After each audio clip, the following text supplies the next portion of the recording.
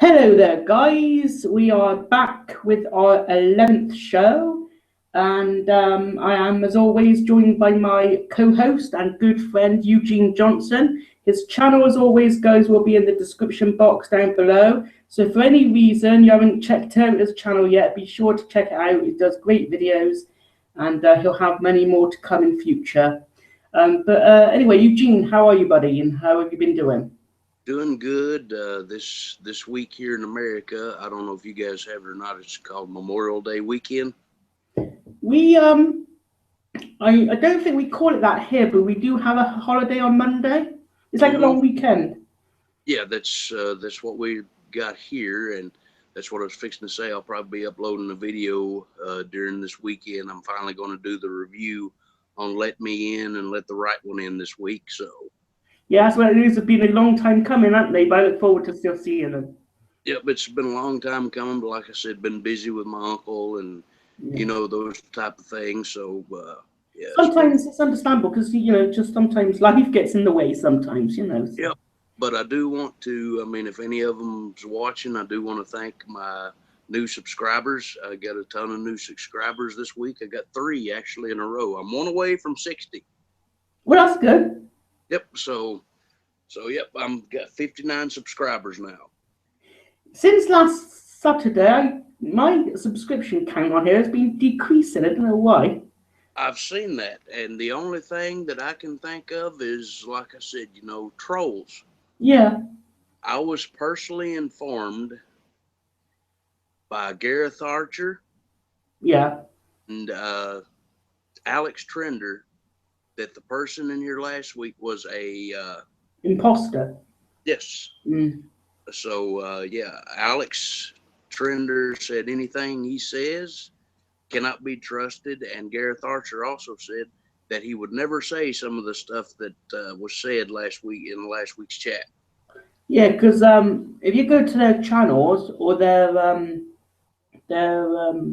Google Plus pages, they look hmm completely different, and they haven't got no videos on them. Yeah. So yep. I mean, but yeah, that's what Gareth and Alex both were telling me Mhm. But because it's good that you've got some more subscribers anyway. yep. So I mean, I'm happy about that, but.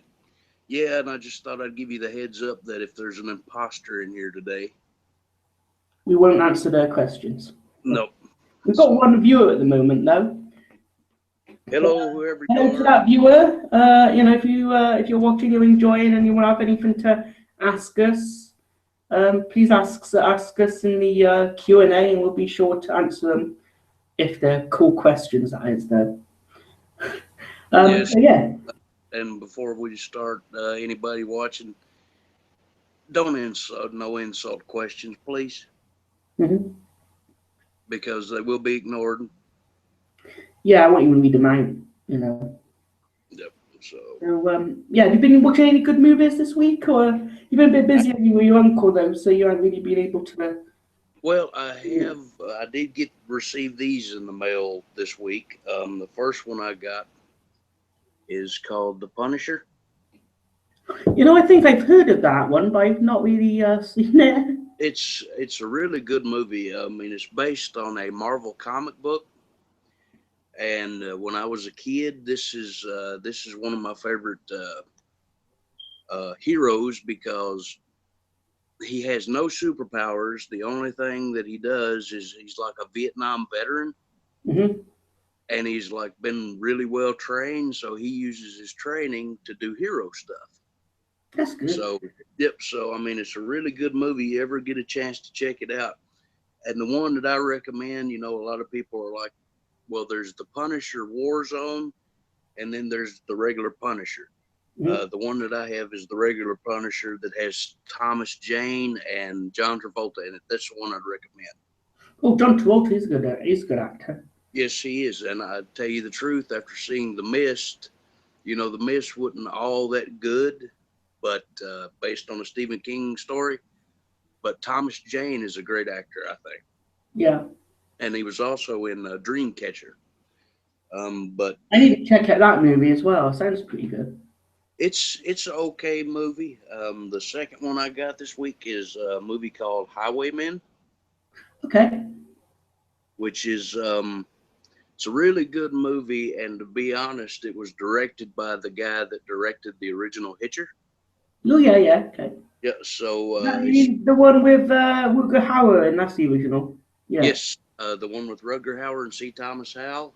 But this one's got Jim Caviezel in it, and anybody that doesn't know who Jim Caviezel is, if anybody's heard of the Passion of the Christ, he actually played Jesus in that movie. Okay. But this movie, he's like a troubled soul because a guy in a 1973 Cadillac Eldorado has been going around running people over and causing car accidents for like 15 years. And the only person that's after him is Jim Caviezel. And Jim Caviezel drives, I think, a 1969 Plymouth Barracuda car in this movie. It's a really beautiful car, but I mean, so it's basically a cat and mouse type kind of movie where Jim Caviezel's after him to kill him. And it would be cool if they made kind of like different movie cars, like all movie cars, replicas. Yeah. But yeah, actually I got Highwaymen playing on my DVD player right now. It's a really good movie. I recommend it to anybody. I saw a movie yesterday on the horror channel. This one I've been on there quite a few times, but it's called Silver Bullet, the werewolf film with Corey Haim. Yeah, it was a very great movie. Silver Bullet with Gary Busey, Corey Haim. Yeah, I didn't watch the entire movie because it was getting late here, but I watched it where Corey Haim's character was like riding on this wheelchair motorcycle because he's disabled on it. Yeah, and he goes off one night on the bike, and he discovers the werewolf coming towards him, and he sort of wounds it in the eye. Yeah. And then the next scene that you have the I think it's Corey's sister in the movie who tries to investigate who has an eye missing. And I think they find out it's the priest that got the eye missing. Yeah. And but after that scene, I didn't really watch the rest of it. But what I want to do is try and get the DVD, or if it's on Blu-ray, I don't know. But I might want to get. I'm gonna maybe get one of those myself on. For my birthday, I might buy it myself next month. Because that is a good film. Yes, it is. And it kind of reminds me of the relationship that me and my uncle have, because when Corey Haim's going through the whole situation of where the werewolf, he's seen it and he got his sister to believe it. The only other person they could convince that it was true was their uncle. Yeah. And that's kind of the relationship I have with my uncle, because anything crazy or strange, he would believe it until, it was proved different.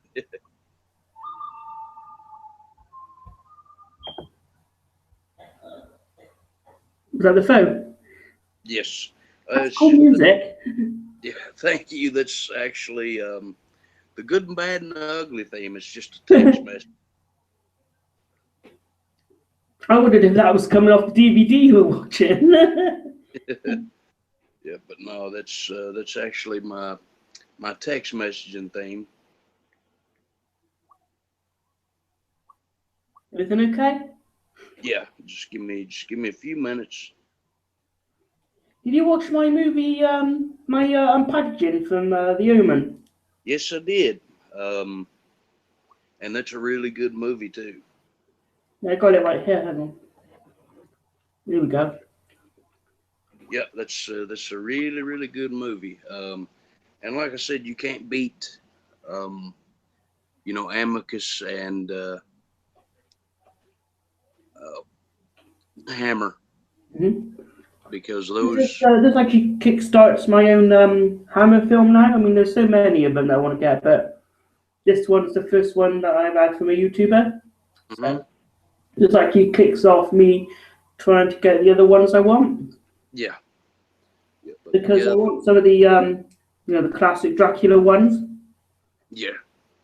Yep, but the Hammer horror is definitely a great genre. I mean, because they basically took Hammer horror and put it in perspective, because I mean, you got a bunch of the the movies where it was a long, cold, dark night raining in London, Mhm. and that's the way the original Gothic horror movies were. So, and that's the reason I absolutely love Hammer horror movies. This one as well. Well, not this one. It's the inside of the case just now. Yeah, that's very, very cool. One of those old snapper cases. Mm-hmm. Do you know what snapper cases? Yep, I've got a few of them over there in the collection that I still have. The old. When they the first ever cases to be released for DVD.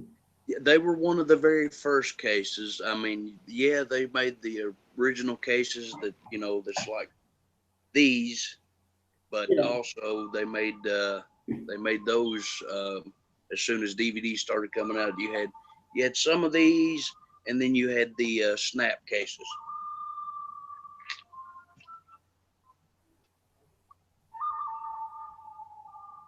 All right, now that my texting has stopped blowing up, now maybe I can get back to the show. Yeah.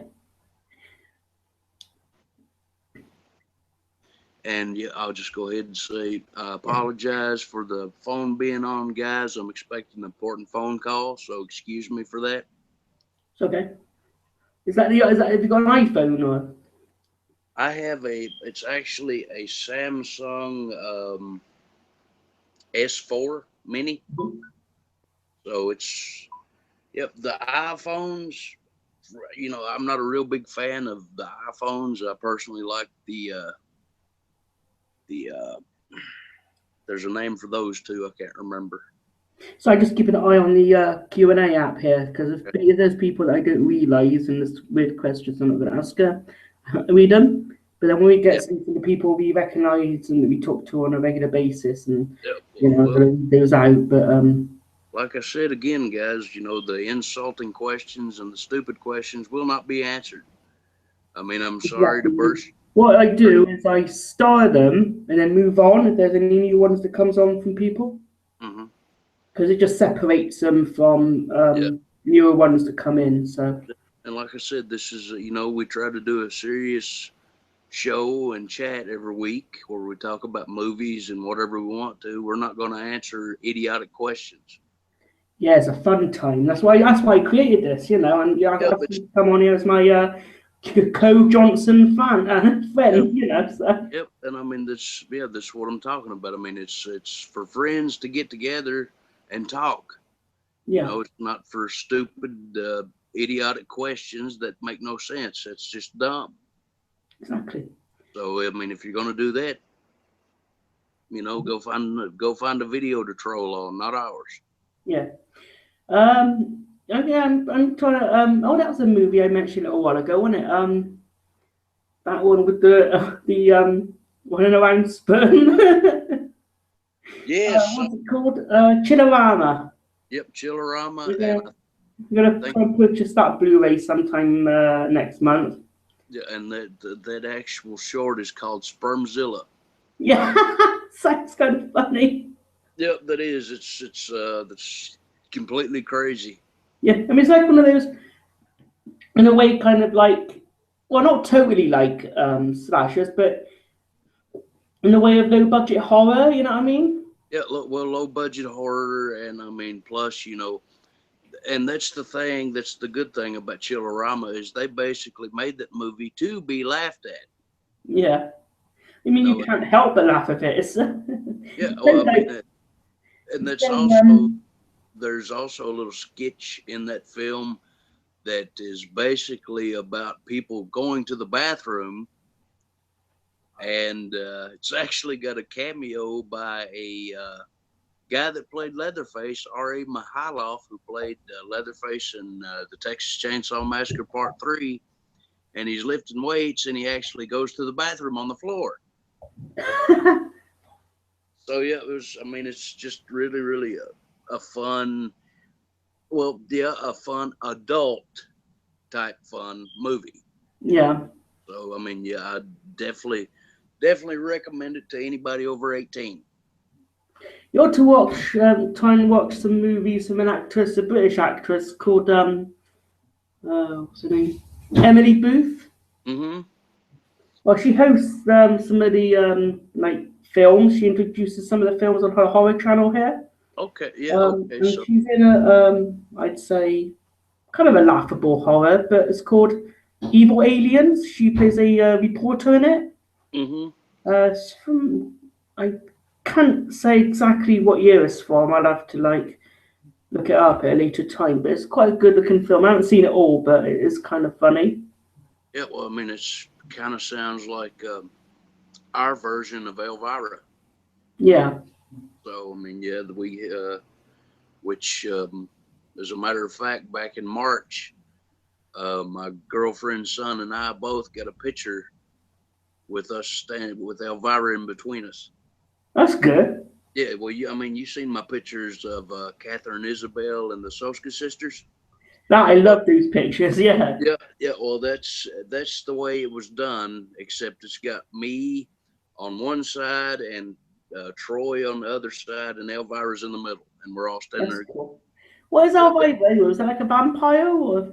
She was basically, I mean, back in the 80s, the old horror channels and shows that used to come on would have a host or a hostess. Yeah. And she was the most popular hostess of horror movies. She'd play old cheesy horror movies on her show. And so, you know, she just gained a lot of popularity by doing that. So It does sound like kind of what Emily Booth does on the horror channel. mm-hmm. They got a lot of stuff here. They had the remake of Night of the Demons. Mm-hmm. I've seen that myself on I think DVD recently. I've seen back when it was you know, when they were rentable. And I'll tell you this, James, you need to see the original from the 80s. Yeah. Because that one, yeah, I actually own that one and actually have all three of them here from the 80s. But yes, it's definitely a great film to watch. We got one of our viewers on here now that's said something that we can answer to from the Omen. Hello, Omen. Yes, hello, Omen. How you doing, buddy? Hope you're doing well. Hope you're having a great week. Yeah, and thank you, Omen, also for that DVD. I showed it off here a little earlier. You have it there. I haven't seen it yet, but I'm going to promise I'll probably try and watch it tomorrow. Yep. But thank you very much for that one. It's always, you know what's cool? Like when you like when I message you and I message you for the you know, the Slashers movie. Mm-hmm. That was like a surprise to you. Yeah. And it was a surprise to me. Like it's like a surprise to me also when somebody says they want to send me something too. You know, it's like that'd be awesome. Thank you. Yep. Yeah. And that's like I've said before on all these chats. I mean, I'm not down in the rest of my subscribers, but I mean, most of the people that I have that are subscribed to me are from England, and some of the best people I know. Yeah. That's like last night. I watched a bunch of Omens videos, and he does a great job. Got excellent content. You know, Alex Trender does a great job, and I'm like, you know, we all like the same stuff. So yeah, we're going to be. Have you seen Alex Trender's like short movies kind of film? Excuse me, real quick, James. Okay. Hello.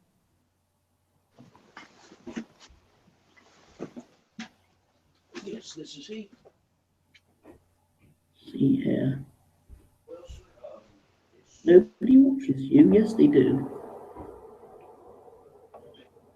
We have 4 viewers actually.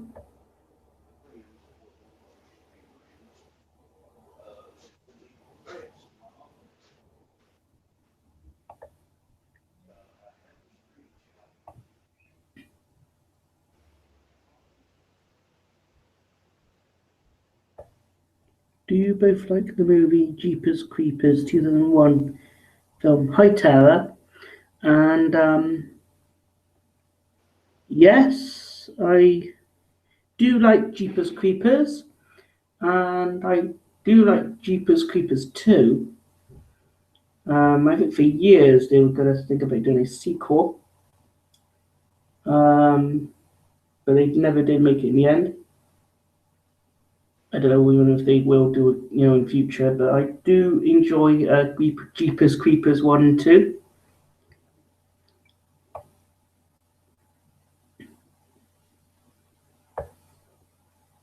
Ah, Solly, yeah, I do remember you, buddy. How are you?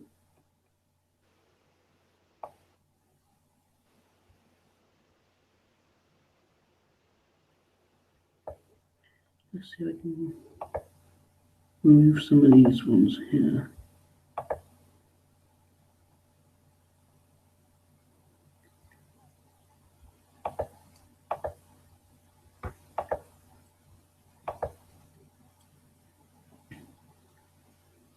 Eugene had to take a phone call if you've just joined us, guys, so he'll be back in a minute.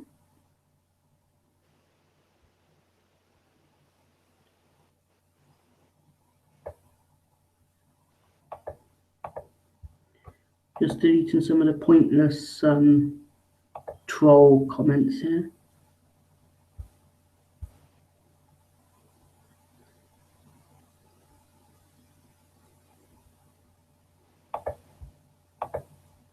And that one there.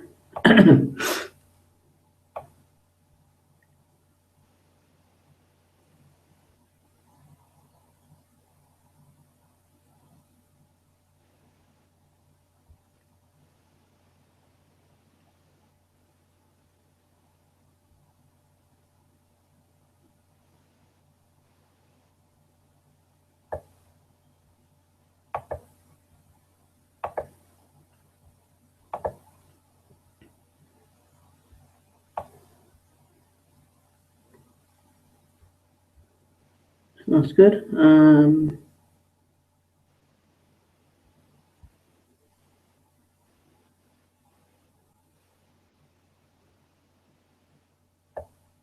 Yeah, sorry, your channel used to be a bit different. You just I have to resubscribe to you actually.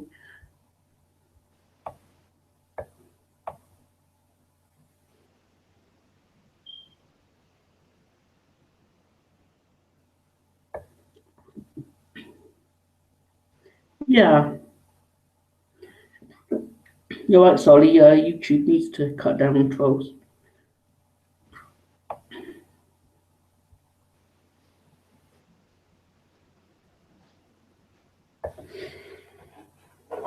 And thanks so much, Omen, for this one. Look forward to watching this one perhaps tomorrow. And this actually kickstarts my Hammer Horror collection. So my next purchase, I might buy some of the classic Dracula ones. First Hello, everybody. Hello, you're back. You all right? Yes, I apologize. Everything is fine. But there we go. I turned the phone off now, so I'm ready to talk. Everything good now? Yes, everything's fine. I just I was deleting some of the comments from earlier because I just realised you can actually delete them now as well. Okay, that's good. But we got some good ones here. Solly is a viewer of mine from a while ago, and he posted some questions here. So I'll read you these ones, then we'll catch up.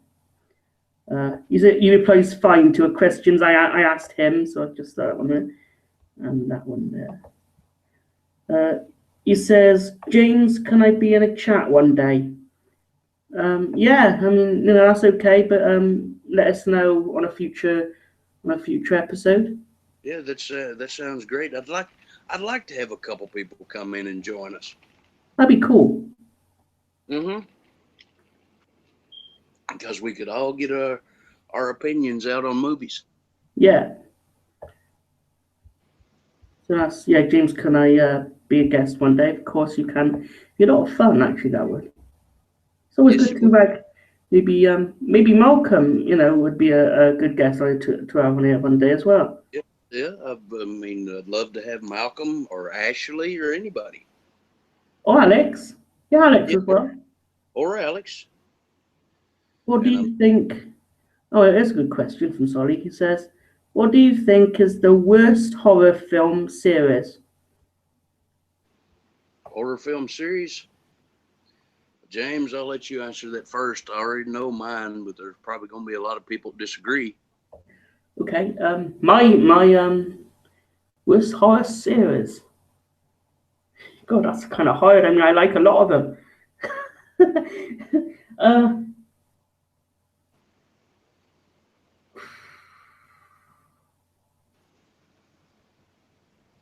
Worst horror series. Well, I can't really say it like really because I haven't really seen a lot of horror movies in a series. I mean, like I enjoyed the Nightmare on Elm Street films and Friday the 13th. Of any other one, actually, I've not seen a lot of the Hellraiser films, so I can't really say that.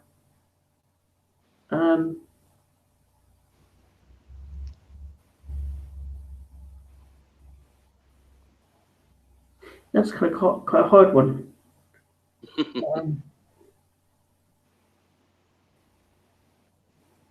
Good question, that one actually, Sally. I can't answer it. I can say my favourite ones, but not my worst ones. Do you want to say about yours then? The ones that I say is the worst series. Forgive me, a lot of people. I hope I don't lose subscribers over this. I mean, don't get me wrong. He's a fabulous director, but I think it was his weakest work, and that would be the Scream series. Mm-hmm. I answered this question, when you was away just now, but I'll ask you the same question. Tara, from one of my from my other channel. Yes. Who subscribed to me on here as well. And she says, do you both like the movie Jeepers Creepers from 2001?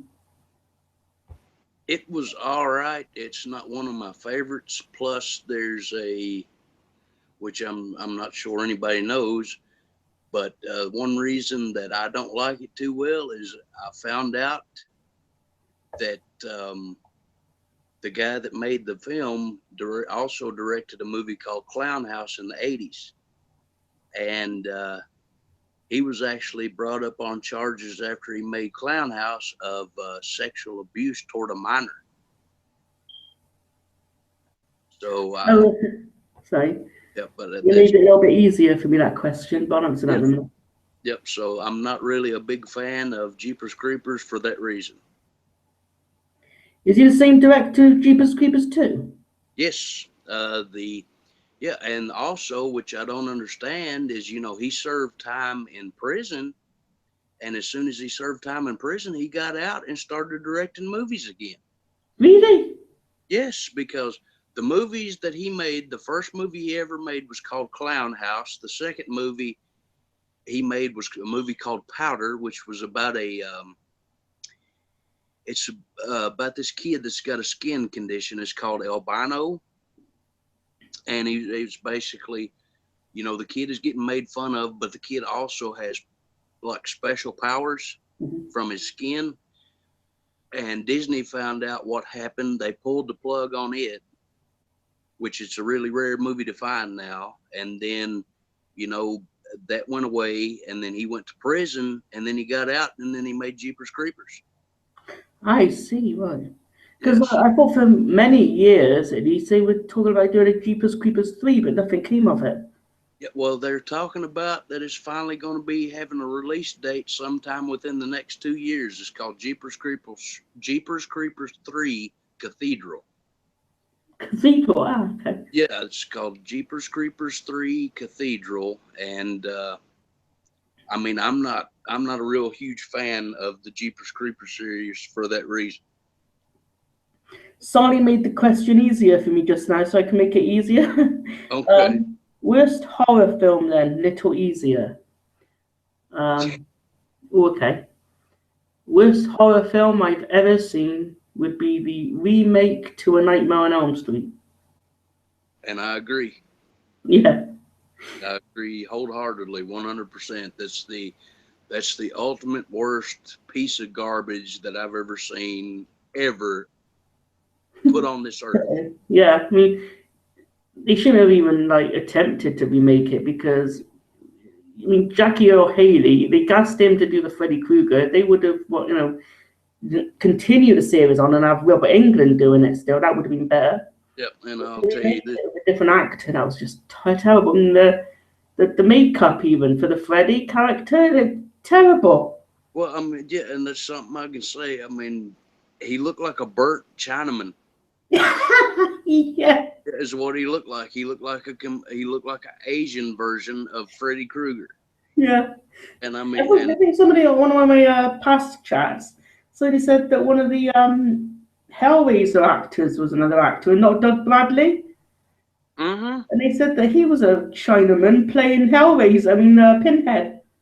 Yeah, I know. I mean, that's when you have somebody do a character for over 20 years and then expect some new guy to come in and have the same fire, it's not going to work.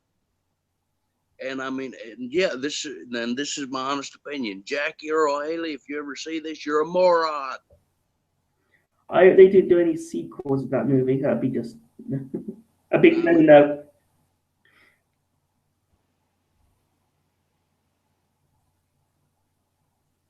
But yeah, that's no. But I mean, they were gearing up to make a sequel, but they're not going to because it flopped at the box office. Ooh, we got Solly says, "Stop making sequels, Hollywood." Lol. Well, some sequels are okay. I mean, Yeah. let's just say that one of my lifelong favorite movies in the 80s is a sequel, and that's Ghostbusters 2. So yeah, some sequels are pretty good, but in a way, I can see where you're coming from. A lot of sequels are terrible. And me personally, you know, some like you saying, some sequels are great. It's like Terminator 2. Classic, and I do love that one. See, Terminator 2, Texas Chainsaw Massacre 2, you know, and everybody is always bad on remakes. Well, one of my favorite movies is the 1980s of The Thing, and that was actually a remake, and it's awesome. Also, the movie The Blob is a remake from the old 50s one that come out in the 80s, and it's also a great movie. Speaking of the 1988 remake of The Blob, I should have said this earlier. I recorded a video at the beginning of this week of my top 10 favorite movie imports. Mm-hmm. And one of the movies included in that is The Blob from 1988. That will be either uploaded tomorrow or the next day, depending on when it's edited, but it will be coming soon. Yeah, but I mean, classic movie. And also, I found out this week some really good news. Everybody's talking about sequels. John Carpenter has come back to do Halloween. Good. It's been confirmed on Facebook. I am actually friends with a woman that was in Halloween Part 5. Her name's Tamara Glenn. Mm-hmm. And if you ever seen Halloween Part 5, she's actually the one that gets killed by the sickle blade in the barn of Part 5 by Michael. But she's a really good friend of mine, and she's confirmed that, yes, John Carpenter is coming back for Halloween 9. And his exact quote was, "I was involved. I tried to make the 1978 one as scary as possible. I'm coming back to make Part 9 as scary or more scary." Mm-hmm. So I'm looking. Yeah. So The Omen says, "I thought the remake of Nightmare was good, to be honest." Okay. Well, I guess. Well, there'll always be people that like the remakes, and there's going to be, on the other side of the coin, the people that hate them. I mean, me personally, it's just my opinion. I thought Nightmare on Elm Street was a really bad one. I agree with you, Eugene, but I'm sure that Omen may like it and certain others as well. But I agree with you on it, to be honest. And there's also people, I've gotten many, many arguments over Facebook and Facebook Messenger with people that are basically saying that the Texas Chainsaw Massacre of 2003, the remake that had Andrew Bonarski in it as Leatherface, was better than the original. And there's no way. Mm-hmm. That's just me. I mean, I'm an old school horror fan. And plus some of the derogatory things that Andrew Bernarski said about Gunnar Hansen after he passed away made me be less of a fan of his. Do you like the movie called What Lies Beneath? I think it starred Harrison Ford. Yes, Harrison Ford, and what is her name? She played as Catwoman in Batman Returns. Oh God, I know you mean. Michelle Pfeiffer. Yeah. Yep, it's got Michelle Pfeiffer and Harrison Ford. I haven't actually seen it all the way through, but I've heard it's good. Yeah, it's one of those movies that just come back, that just came back through my mind for a minute. I actually saw it when, years ago now, but that was kind of cool horror film. Yeah, yep, definitely a good movie because I guess I don't know what the synopsis was, but I guess basically Michelle Pfeiffer gets possessed by a ghost that looks like her. Yeah, I think that was it. Yeah, because I mean, when she got Harrison Ford laying on the table and she looks at him and goes, I think she's starting to suspect something. He looks at her and goes, who? And then she turns her head down toward him. Her eyes turn green and she goes, your wife. That was kind of freaky. Yeah. It was actually a movie I saw with my mum the other night. It was more of a thriller type of movie than a horror movie. But I can't dare remember what it was called. And I really wish I could because it was a good film. But I can't remember the title, so it's going to escape me. But if it comes back to me from now until the end of the show, I'll tell you. But right now, I can't remember. Yeah. It was on Wednesday I saw it, so it's a bit of a while ago since but it was kind of a good film. What's this here?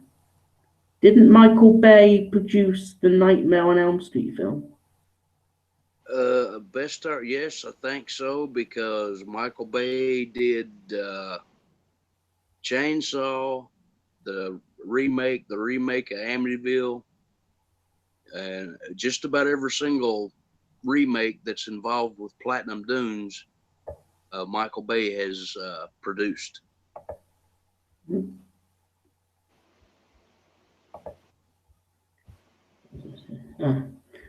Quite good comments there after the ones I removed just now.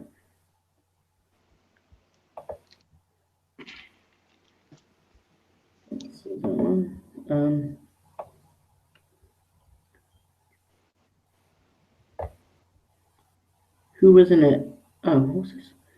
Who was in it? I don't know what that one means. Maybe Sully was saying about somebody who was inside a movie. Yeah.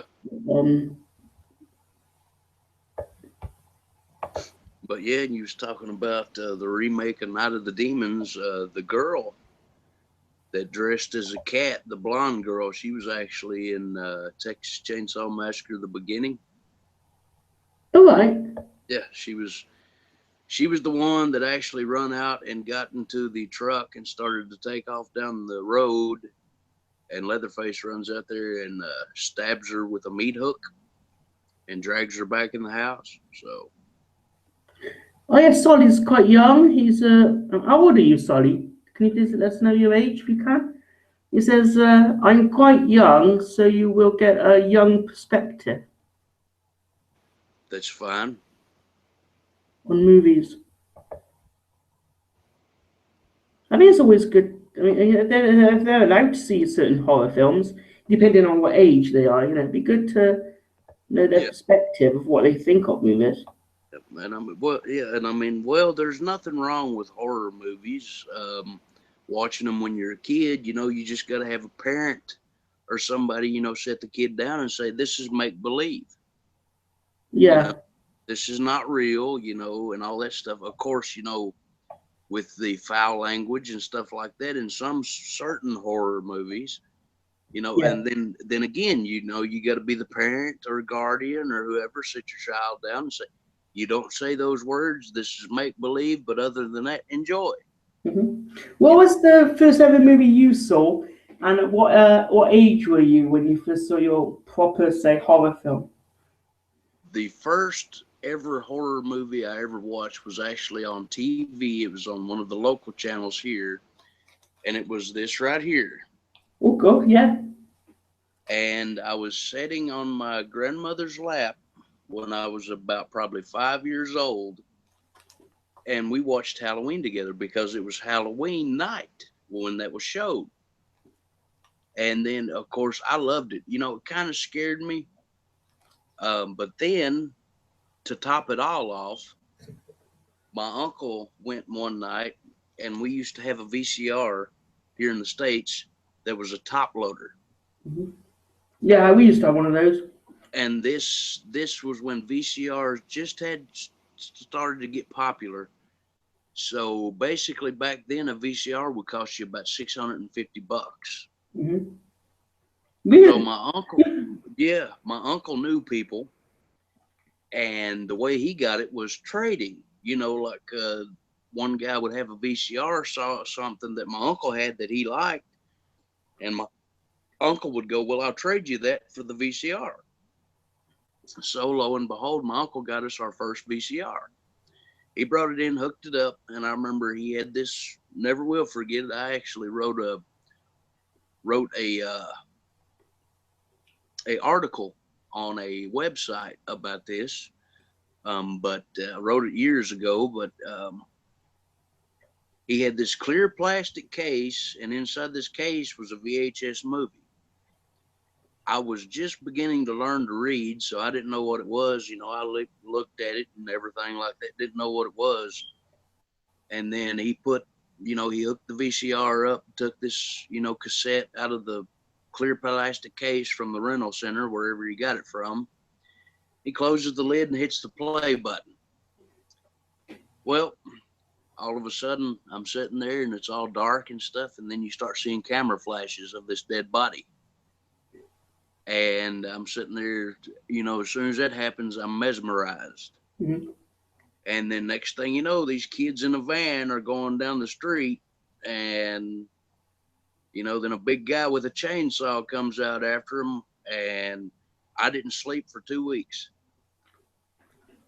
But that must have been hard to not sleep for 2 weeks. But you know what? Those were the days, because it was amazing, because back then, when I was that young, they made movies that actually scared you. Yeah. They made movies that freaked you out. I mean, the 70s was a great year for movies coming out that was, terrifying. I mean, because you had the Amityville Horror, you had The Exorcist, and you had Texas Chainsaw Massacre. And those. Are there any horror films that have scared you bad in recent years? In recent years,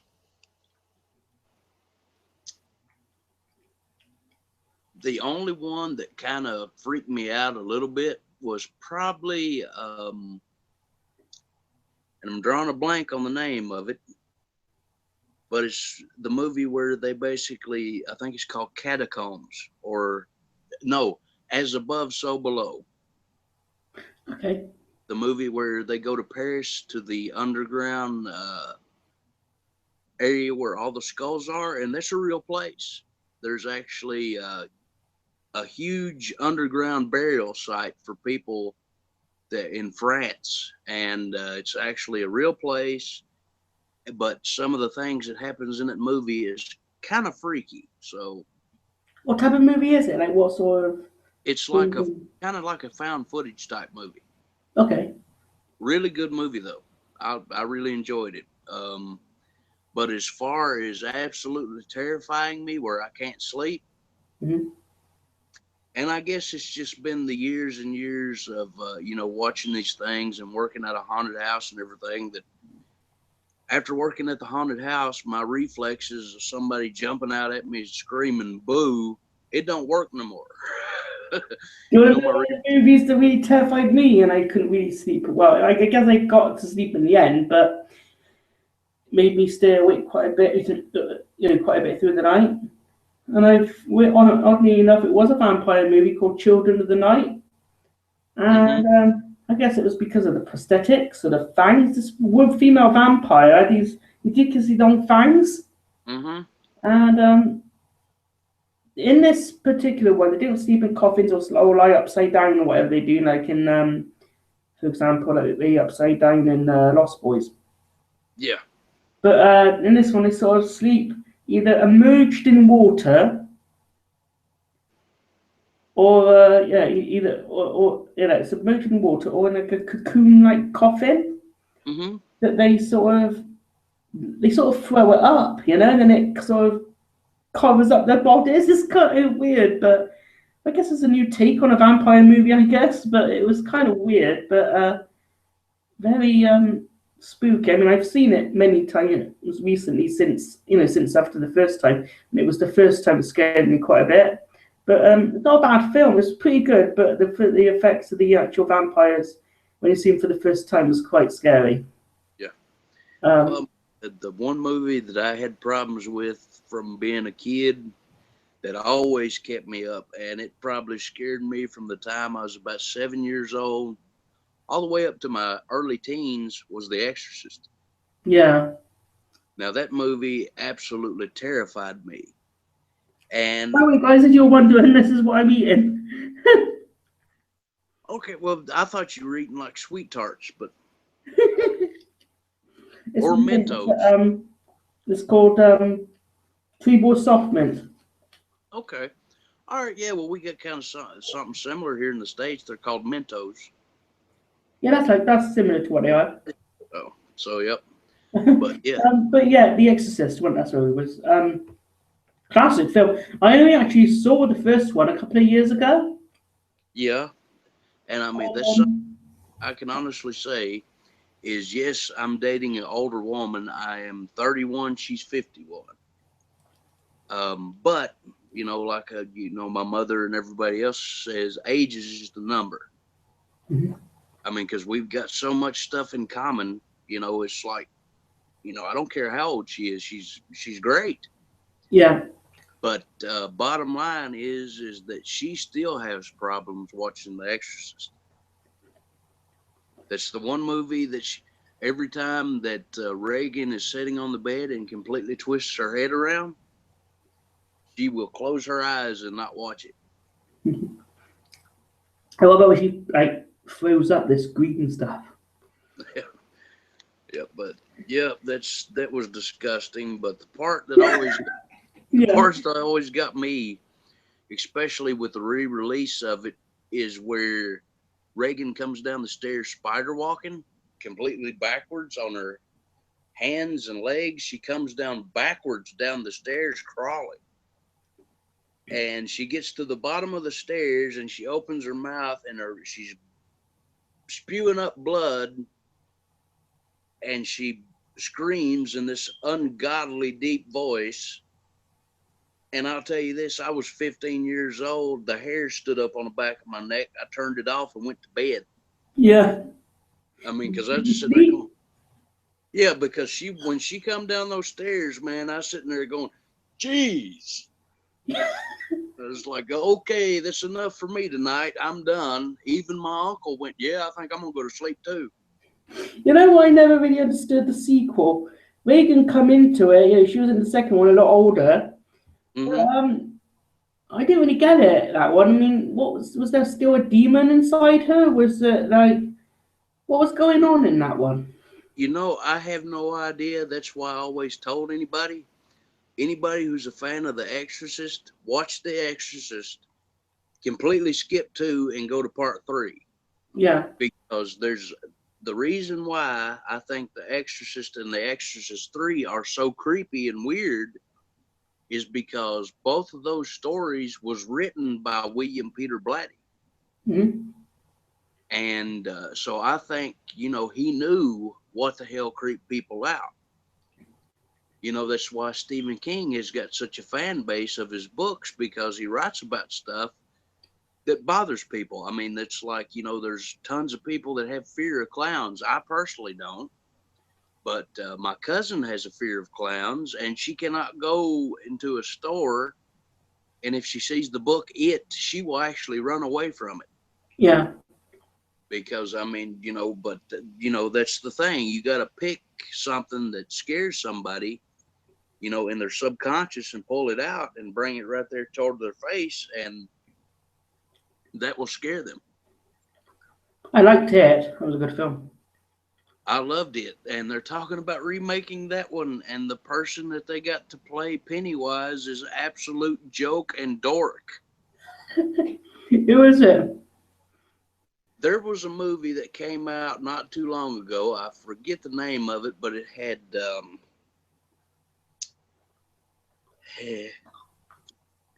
what's her name that played in Friends and Leprechaun?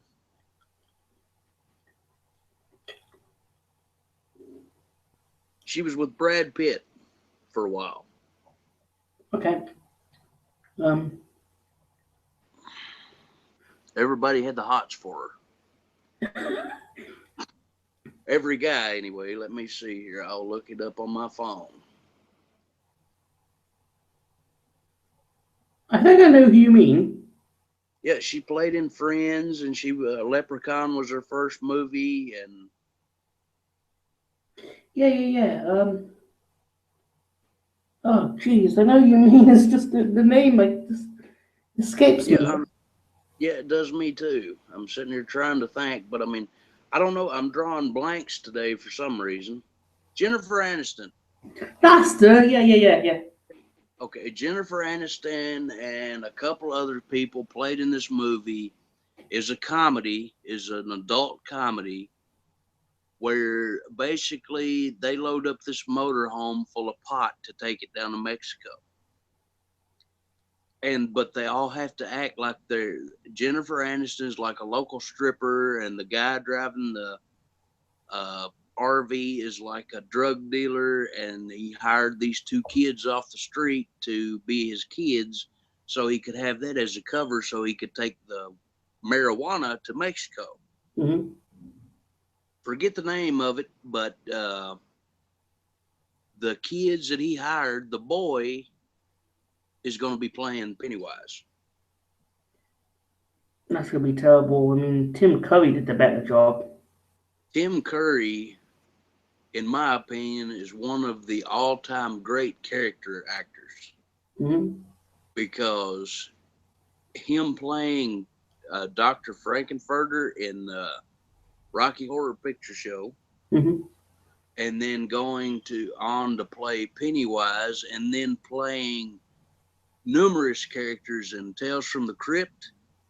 Oh, really? I didn't realize.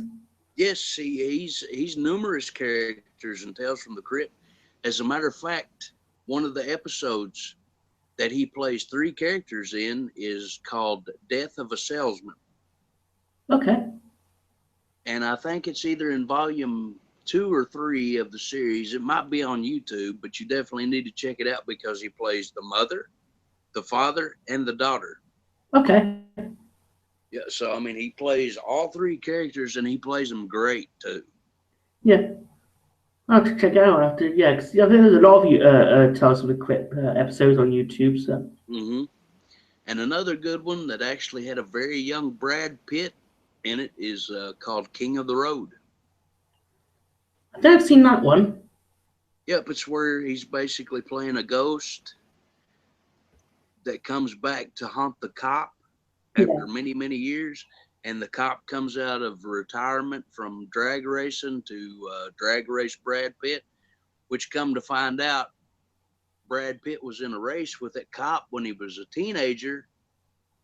And Brad Pitt's character wound up crashing and dying. Mm-hmm. But he come back so many years later to get revenge on the people that drag race with I think they called the character the cop Iceman. Yeah, Brad Pitt was also in a Freddy's Nightmares episode. Yep. Well, and I was fixing to say if he was in Freddy versus Jason, I was hoping Jason would have killed him. I mean, don't get me wrong. Brad Pitt. I will give it to him that he's a good actor. But it's just the people I was around at the time Brad Pitt got popular. All I heard was, "Oh my God, he's so cute. He's gorgeous." Blah blah blah. And I'm sitting there going, "He's a dork." Yeah. I'm like, yeah. Solly says, "Have any of you seen Stitches? It's an Irish clown film. Yes, I have. I got it in my collection actually. Pretty good horror film starring one of those comedians. Oh, I can't remember. Irish actor, comedian. Have you seen it? I actually have it on Netflix. I have not watched it yet. My girlfriend's watched it. She enjoys it immensely. So It's I'll have got to check. the other English actor on it starred in the Doctor Who spin-off called the Sarah Jane Adventures.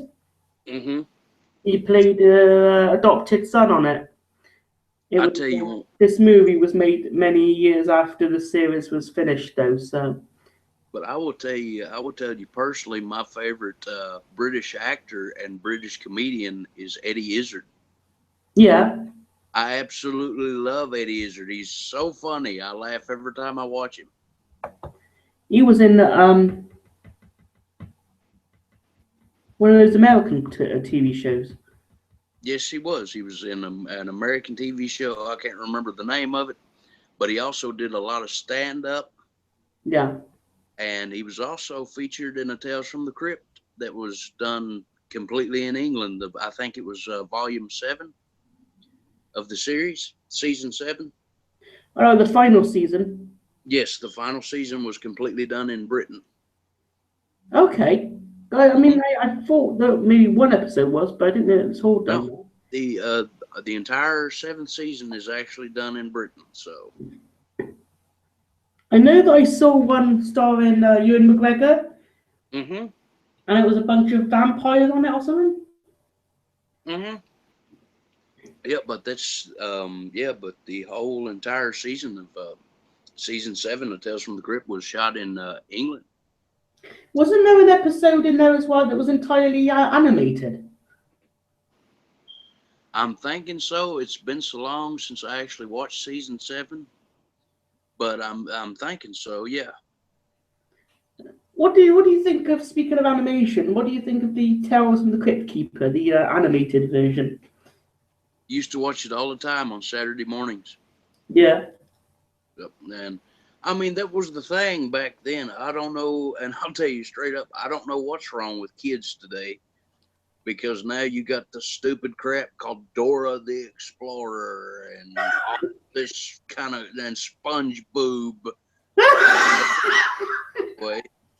I mean, you got all these stupid cartoons, and back when I was a kid, you had Back to the Future, you had Bill and Ted, you had Tales from the Crypt, you had all those great cartoons, Teenage Mutant Ninja Turtles.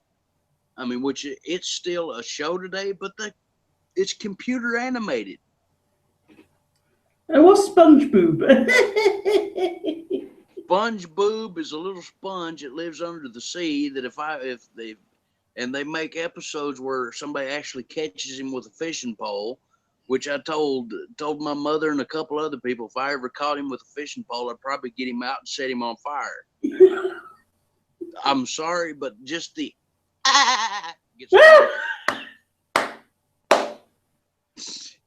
that's the only time ever that you'll hear me laugh like SpongeBob.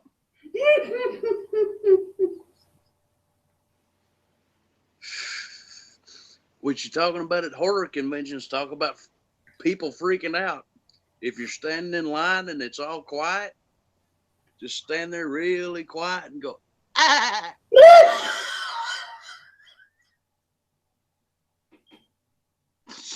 That is a very good impression. Thank you.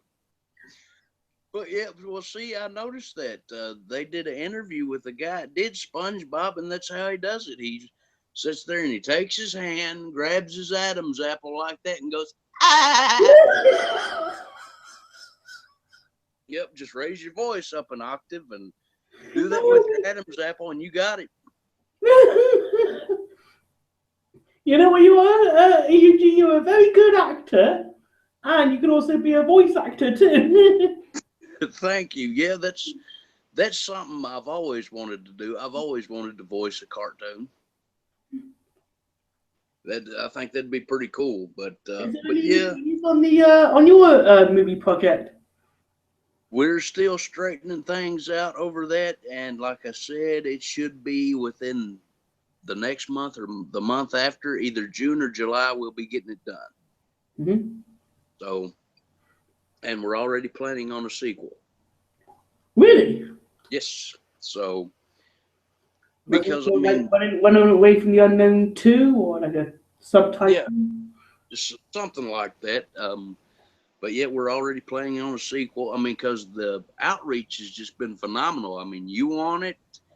A couple of people in the chat have wanted it. Ashley wants a copy. So, and I mean, even the Omen said he wanted one. So, I mean, yeah, got a lot of people, even, you know, across the pond that's wanting to see it. So, you know, that's going to be, I told Dominic about you guys wanting to see it. And he's like, yeah, we got to get it out. We got to get it done this year. You know, it's got to be done. So, how is Dominic? Dominic is great. Well, you know, the personal stuff I told you about earlier today, before we went on air, he was actually talking to me about that. And he also, you know, showed his concern and did a couple things that I really appreciate him for. So yeah, he's a great friend and he's doing really good.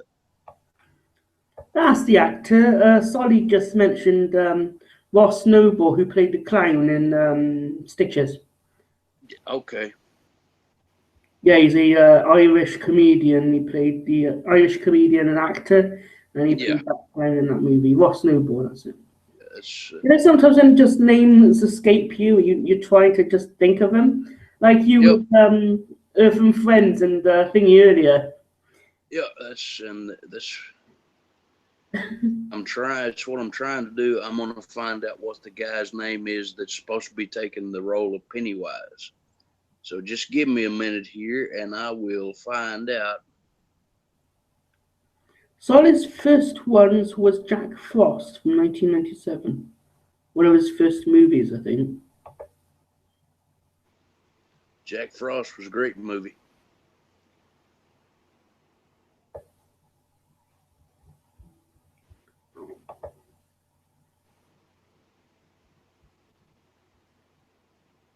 Okay, the movie I was talking about is called We're the Millers.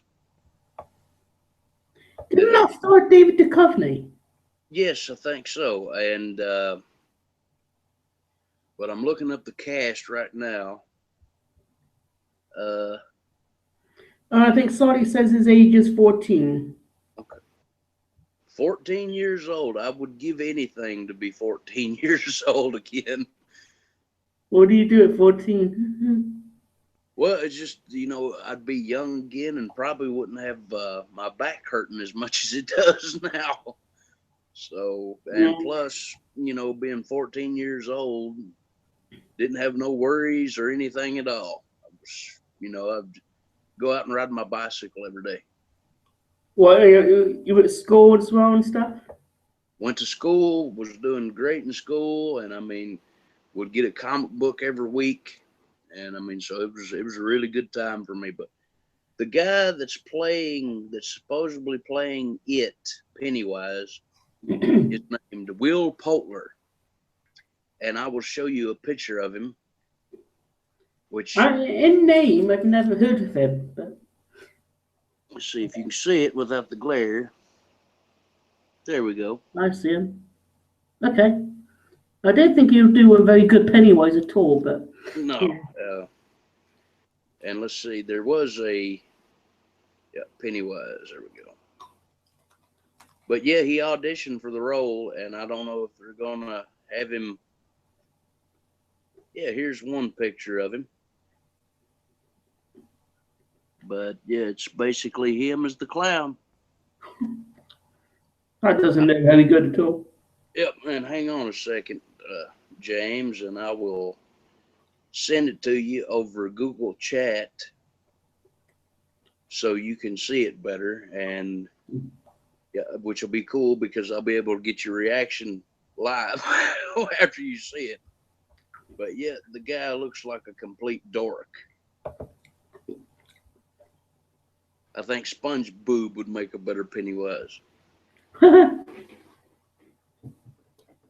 All right, let's see here. Hang on a second.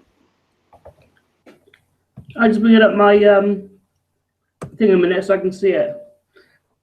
All right, yeah. Here we go, and there you go. It's there. No.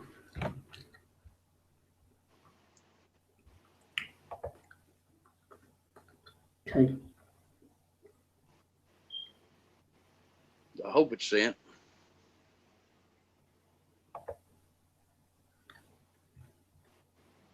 Oh no, I haven't got it.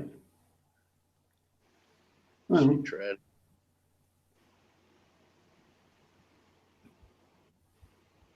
Here we go. We'll try this way.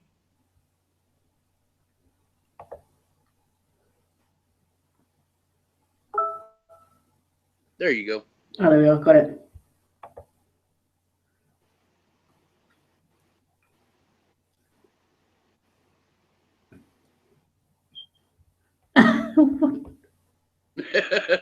Yeah, don't he look like a bona fide dork? Yeah. Yeah, I'm just sitting there going, that's not Pennywise.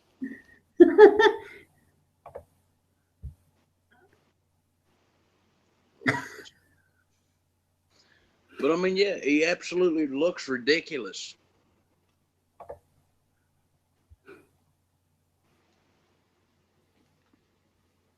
Hello? Hello? Yeah. Sorry, I thought you No, I'm right here. But yeah, that looks weird. Yeah, I know he looks absolutely stupid in my opinion. I mean, you know, I hate to say that about an actor, but I mean, there's just some parts that actors shouldn't take. Yeah. I mean, it's just like there was also a picture that you had like his real face next to the character face as well. It just looks kind of silly. I mean, Yes. the originals. There wasn't Tim Curry in Home Alone as well, because I'm really thinking that it Yes. was. Tim Curry Wasn't was he the actually, guy in Home Alone 2 when he was like the hotel guy? yes, Tim Curry was actually a hotel clerk in part 2 Yeah. because they all broke in to the room because they was expecting, you know, Kevin McAllister to be by himself. And that's when Kevin hit the play button on the movie. That was And yeah, and the guy said, "Get on your knees and tell me you love me." Everyone, including Tim Curry, got down on their knees and went, "I love you." And the guy said, "Say it like you mean it." And Tim Curry went, "I love you." Yeah, but I remember that. He said, "Now don't give me any crap. You've been smooching with everybody." Yeah. It's the same guy on the TV that was in the first movie as well. Yep, and he's like, "Yeah, don't give me no crap. You've been smooching with everybody." And Tim Curry, "I assure you, sir, I have not." And he's going down the list of the names. He's like, "You've been smooching with." The first two was the best ones. I mean, Macaulay Culkin only went in, the rest of them. Yeah, I mean that. Yep, but those are the best two. And I mean, in my opinion, Tim Curry made part 2 funny. Yeah. And that was also one of Rob Schneider's first movies. Who? Rob Schneider. He had a lot of success with a movie here in the States called Deuce Bigalow, Male Gigolo. Actually, I think I know the one. Yeah, he's a really big comedy actor. He also played in a movie called The Animal, and Isn't that the guy that was also a hotel clerk as well? yes, he was. Yeah. He was actually the one that was always wanting money, and Kevin McAllister give him gum. I remember him. Yeah. Yeah, because he was like, you know, Herbert Hoover once stayed here on this floor, and Kevin McAllister went, "The vacuum guy?" And he went, "No, the president." Yeah, but which I also like the bit when there's a tape recorder, and he recorded different people, and also I think it's dad's voice or something to get to pretend he's their father. Yeah, which was another great scene. It was actually he recorded his uncle in the shower, and his uncle, found out he was in there, and he says, "Get out of here, you nosy little pervert! I'm gonna slap you silly." So Kevin Runn. Tim Curry comes in the room later on, and he's got the big inflatable clown in the shower, and is working the strings and everything to pretend like it's his dad. And Tim Curry, same recording. Yep, and Tim Curry comes in and peeps his head in, and at the time that the tape recorder goes off, he turns the clown, and the clown is standing there doing this, and he goes, "Get out of here, you nosy little pervert! I'm gonna slap you silly." And Tim Curry goes and takes off running. He's trying to make more movies like that because that's classic. Yep, it was a really funny movie. The new Pennywise is Will Poulter. Yeah, Poulter, something. That's what Solly says. Yeah, he's a dork. Yeah. Let's read some of the stuff here. I've seen a lot of stuff, mate. Lol, my mum is good mum, mate. Oh, because she lets him watch a lot of horror films. Yep, that's why I always said my grandmother and my mom and everybody else was really amazing to me when I was a kid, because they let me watch anything I wanted to. That's really good, though. I mean, when I was younger, to be honest, I guess they were like parental guiding, because I was born in the 80s, so when I was old enough, I guess. But nowadays, with younger people seeing films they want, that's a good thing. I think that's something they can see for themselves if it's going to be scary. I mean, if it's scary, they just turn it off, don't they? If they don't like it or whatever. But it's good they can manage to see what they want to.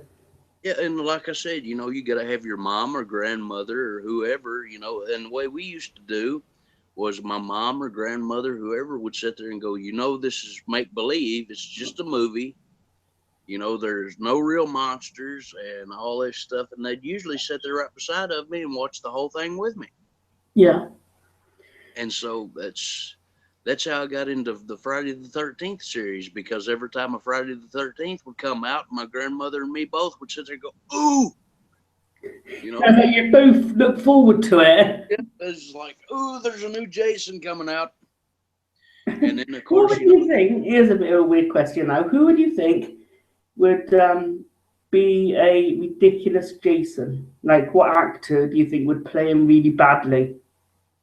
Oh, wow, James, you put me on the spot. Let's see. Well, probably if they got any action actors to play him, I think that probably the two stupidest people that would ever try to put on a Jason mask would probably be Vin Diesel and Jean-Claude Van Damme, or Steven Seagal. How about Arnold Schwarzenegger? Oh God, well, yeah, the sagging Jason.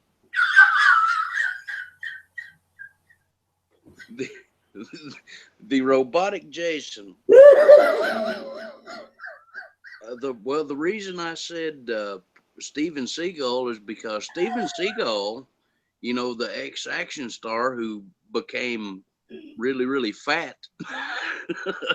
Instead of doing karate moves now, he's basically, trying to fight for a donut. But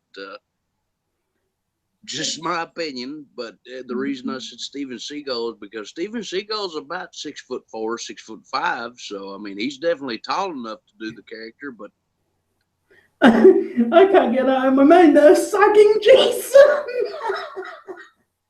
Well, it would be true. I mean, yeah, it'd be like, Arnold, we want you to grab the guy and throw him into the wall. I can't do that no more.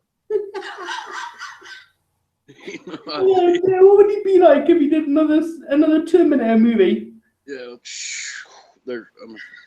no, but I couldn't get over the fact if Arnold Schwarzenegger ever played Jason, he'd probably go into a room, raise his mask up, and go, "I'll be back." So that would probably. I think you should do another one and say, "I'll be back no more." Yeah, I'll be back no more. I'm too old. I can't move. Actually, his robotic like legs would be like stiff and not being able to move anymore. I mean, perfect example of that is Arnold went from get to the chopper. Now he'll pull up at a Burger King parking lot and go, give me the Whopper with extra fries. I want to do have Terminator eating hamburgers now. But I mean, yeah, that's basically how it's went. Is back in the old days, you know, when Predator came out, he was screaming at everybody, get to the chopper. Now, you know, where he's got so flabby and out of shape, he's probably going to Burger King every day going, give me the Whopper. Oh, I had the Halloween Whopper last year. Yeah, the black one.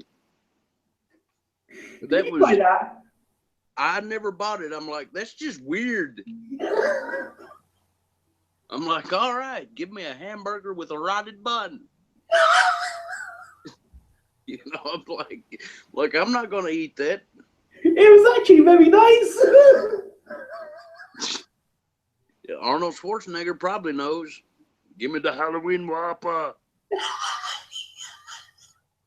I was the other day, I think, or last week or whenever, saying to my mum, what do you think they'll do next Halloween? Make the Whopper red? Yeah, they might. Well, I think use it. I don't know. Infuse it with like red sauce or something, and it just look like blood. Yeah, but yeah, now you'll never watch Predator the same way again. Because every time he starts screaming, get to the chopper, you'll sit there and think, give me the Whopper, give me extra fries, do it now. Speaking of burgers, I went out for a burger last night with my sister and my niece. I actually had a burger last night myself. Yeah? What do you have in yours? I had a double burger with cheese, extra onions, ketchup, mayo, and bacon. Do you make it yourself? Yes. Well, no, I didn't make it myself. I actually ordered out. So. When I went out, I had the black and blue burger. Did you beat it up before you eat it? It was like a burger, but with blue cheese in it, like blue Stilton. Yeah, I know what you're talking about. Yeah, because I mean, my girlfriend has those all the time, but I'm like, she's like, yeah, give me the black and blue burger. I'm sitting there going, let me hit it. Yeah. No, that was good with some fries with it, you know. Yep. Yeah. Well, chips. Yeah. Yes. Yep. We also had profiterole. I had profiteroles. We had a pudding with it as well.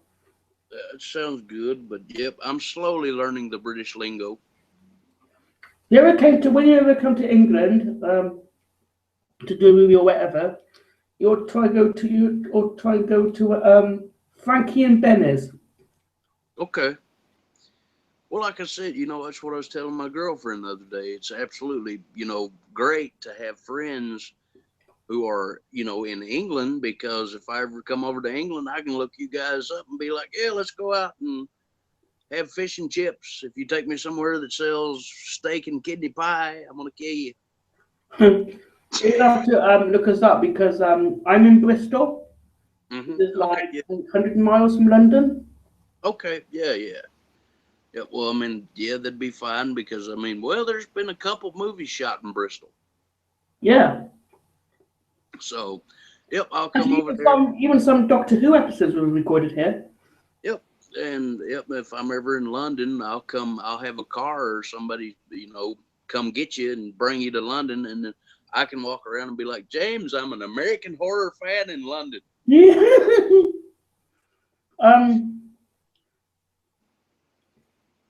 I was going to say something there.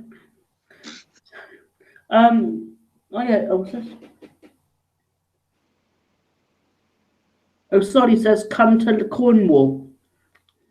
Okay. Is that where you live, is it, Solly?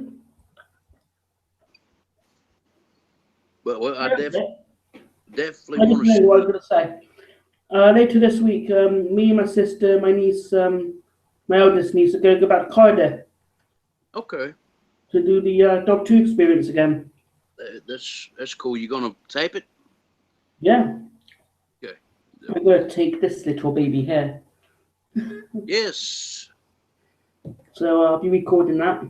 Go to my favourite set again. Yep. But yeah, there'll be a video walking around there again. So Yep. it might be any day this week, but You'll definitely be. I'll let you know when the other YouTubers know when I'm going to that. Yeah. Well, I'll definitely be watching for that, and I might even surprise you one day and come there. And if I know you're at the Doctor Who experience or something like that, I'll hide behind one of the props and go, "Give me the Whopper." Now, one of those are going to be like a half Terminator, half Dalek. You know? Yeah, well, if I ever got the chance to play a dialect, yeah, I'd probably be doing that inside the machine. Be going, "Give me the Whopper, give me the fries." You might be the Terminator Dalek. Yep. I'd scoot my way over to the Doctor and look at him and raise my arms up and go, "I'll be back." Never. I mean, Arnold Schwarzenegger doing more Terminators with more sagging skin. Yep. Which they need to change the dialogue of that entire movie. If they make another one with Arnold in it, they need to, what's my line? Okay, Arnold, you're gonna look at everybody and go, "I'm old." Oh, I think Sonny says, yeah, to when we said, "Do you live in Cornwall?" He comes from Cornwall. The only other place I've been in Cornwall was St. Ives. St. Ives is like a holiday location with a lot of like water and beaches and stuff. Mm-hmm. Yeah, well, I mean, but this one place, me and my girlfriend both definitely want to see. We always wanted to go to England, so. Yeah. Hopefully you both will sometime soon. Yep, and I'm gonna go, and just for the pure hell purpose of it, I'm gonna go and I'm gonna walk on the moors. Yeah. Don't get attacked by a werewolf though. I'm gonna go out there and we'll be like, "Bring it!" Come on. You might come across that pub that's in the movie. Yep, the slaughtered lamb. Yeah. I ordered they do a very nice roasted lamb there. Well, I'd probably be like, I'd go in there and be like, "Do you have any American food?" And he'd probably look at me and go, "There's no food here." Or ask for steak and kidney pie. Yeah, be like, then the guy'd probably look at us and look at me and go, "You don't eat steak and kidney pie? Well, that's fine. Go to the moors. God be with you, lads." Be like, he just basically told me to screw off because I don't like steak and kidney pie. And I'd probably be like, "Well, great amazing meetup." Oh, right, okay. Yeah, he lives in Cornwall. It's a great amazing meetup. It's a good place, Cornwall is. Yep, but I'd go to the slaughtered lamb after he told me all that stuff. I'd be like, "Well, you know what? He offered me steak and kidney pie. If I get out here and get bit by a werewolf, I'm coming back and I'm killing you first." It's very remote, they say, in Cornwall. Yeah. I'm just going to scroll down a bit here because I've got some stuff here. The Omen says, "Guys, do you know when Jeepers Creepers 3 is due out?"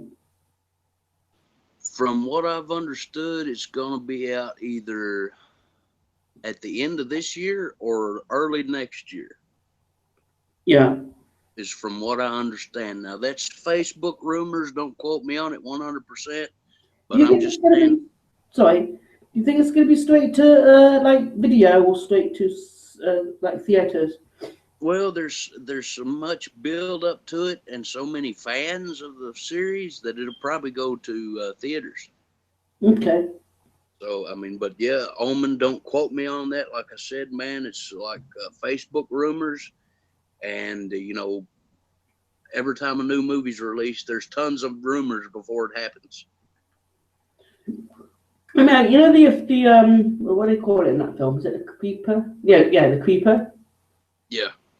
I like the look of the monster, how the wings come up and that. Mm-hmm. I like the look of the face and that. I think that's the makeup on it is pretty cool. Yeah, the makeup is definitely cool, but I can't help but I can't help it, but I laughed throughout part two because there's a scene where they're all sitting there in the bus and the creeper basically rips a hole out in the roof of the bus, grabs this guy, picks him up. All you see is his legs dangling. Then the creeper drops him back down and he's headless and he's standing there boxing. And he boxes for like 5 minutes and then just drops down without a head. And the other bit I feel is quite weird. He cuts the face off one of the people and puts the face on himself to make it look like a proper face. It's still weird. Yep. I'm sitting there. I mean, it's like my uncle loves the series. Oh, well, hello, Solly. He just sent me a message and said, "Hey, it's Solly." Yeah, but hello, Solly. Add me or whatever you want to do, and you can message me through YouTube. But yeah, I mean, so my uncle loves the series. My mother loves the series.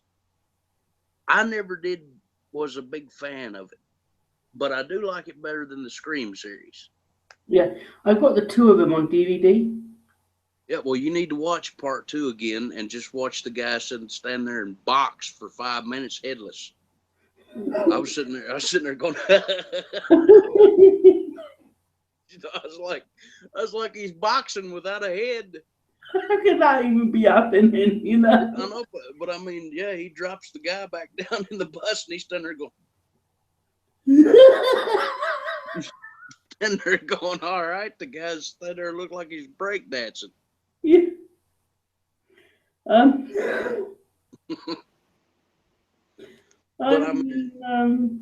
If there's a third one and it comes out, I'll probably add it there to the collection.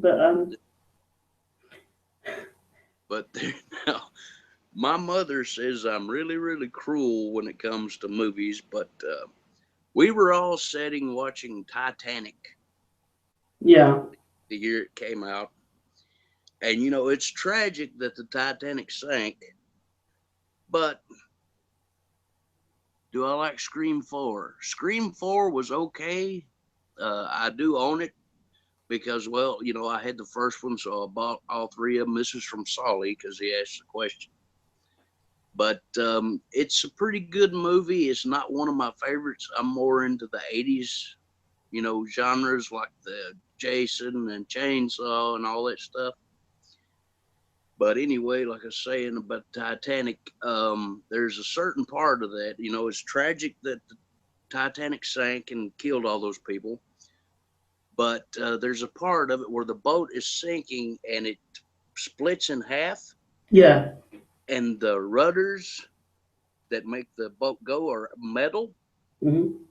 And it shows these people falling and the way that they're screaming, they're like, ah, and then the guy's legs hits the metal rotor and it's like ding. And I can't help I laugh every time. I'm like, my mom is like, that's cruel, that's based on a true story. I'm like, well, it sounded funny.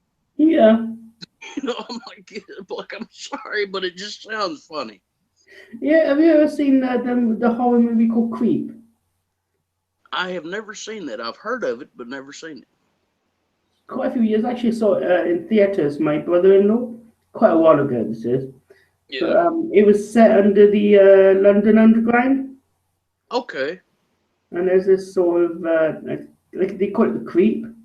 Mm-hmm. They called it some thing looking through the tunnels. Mm-hmm. So the underground train breaks down. And it's about this woman escaping to try and get home. Yeah. And this thing kidnaps her. It's about her trying to get out of, try and get out, escape life. Mm-hmm. Good film. Yeah, it definitely sounds good. And sorry. But yeah, that's what I told my girlfriend the other night when we come to England.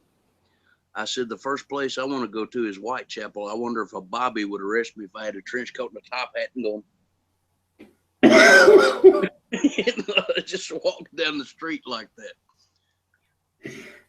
You ever seen The Descent? Yes, I've seen The Descent. That's a pretty good movie. I liked it a lot. There's two of them. Yeah, I've seen part of part two. I didn't watch it all. I thought the original was better. Yeah, I think it's kind of just a continuation of the story, but a bit Hmm. cheaper. But the first one's good because when those women go into the cave and there's Yeah. like different things calling about down there. Hmm. Good one. I saw that one with my brother-in-law as well about when it came out. Yeah. Well, that's what I've tried to explain to people. It's like the film series Hatchet. Hmm. Hatchet is one movie that takes place over 3 days. Yeah. That's why there's three sequels. And the same thing with Back to the Future. Back to the Future is one movie that takes place over 3 days, Hmm. which a lot of people don't understand it. I'm like, you got to realize it's one movie over that takes place over two more sequels. That's as Solly says here, when you go to Cornwall or even what did I say, St. Ives, you always need to have a nice pasty there, Eugene. What's that? It's like a meat pie. Okay, as long as it ain't got kidneys in it, we're fine. Yeah. It's not got kidneys in unless you want them. No, no, it haven't. No. It's got like mincemeat in, minced beef. Okay, it sounds good, but yeah, I mean, if a England waitress come over to me and was like, "Good day, sir. Would you like some kidney in your pie?" No, it's like a pastry with like minced beef in. You get like Okay. carrots and potato in it as well. All right, that'd be cool. I mean, yeah, I'd take a bite of that, and if it was good, I'd be like, "Yeah, this is awesome." Ah,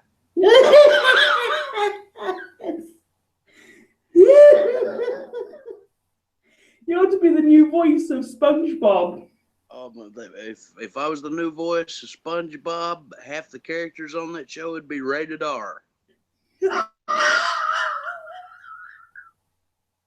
Be like, "Yeah, Patrick, you know what you are? Let me tell you what you are." Be like, "Sir, you can't say that on TV. Shut up." Oh dear. I mean, that has been on Nickelodeon for so long. Yeah, I know, and I mean, it's like with my ex, her kids used to love it, and I would sit there and the constant stuff that would give me a headache Yeah. so much that I was like, I want to choke him to death. I mean, as I say with Nickelodeon, best Nickelodeon days was way back in the 80s, 90s. With Are You Afraid of the Dark and Keenan and Kel. You had, and all that. You remember that show? Yeah. I mean, you And had, you know you, the remember You Can't Do That on Television? yep, I remember that. There was also, When the kids say certain wrong things, they get either dumped on by slime yep, or custard pies or cream pies or something. yep. Let's see, you had back in the good old days, you had Double Dare. Yeah, yeah, it was almost one as well. You had you can't say that on television, or you can't do that on television. You had What Would You Do, Hmm.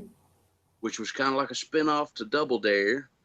Mark Summers did Double Dare, and What Would You Do? Yep, he yeah. was he was the host of both of those. Then you had the cartoons, Real Monsters, which was a great cartoon.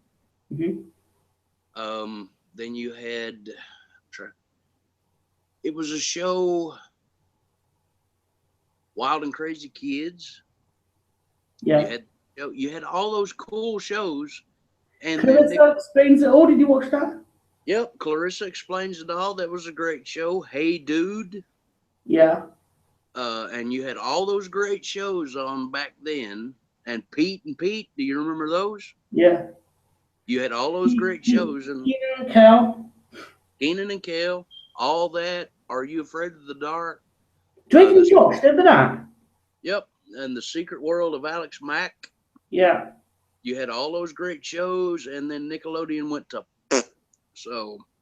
That's why that book I got based on all Nickelodeon, the slime book, where I landed my interview with Ross Hall of Are You Fear the Dark fame. Mm-hmm.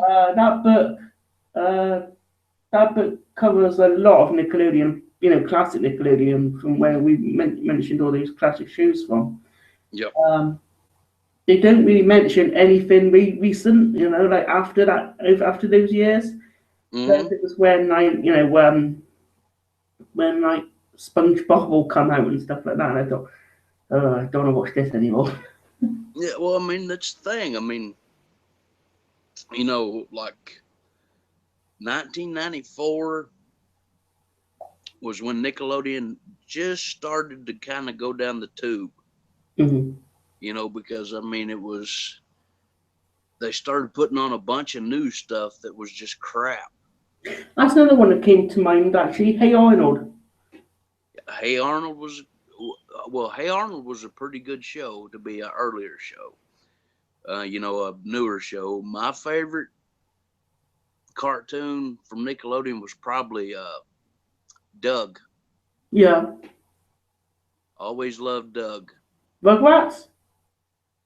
Rugrats was pretty cool when it first come out, but then it just kind of got repetitive, and I was like, eh. Yeah. And then you got this little yellow dude going around going, ah, all day. That's just like, yeah, it's like, no.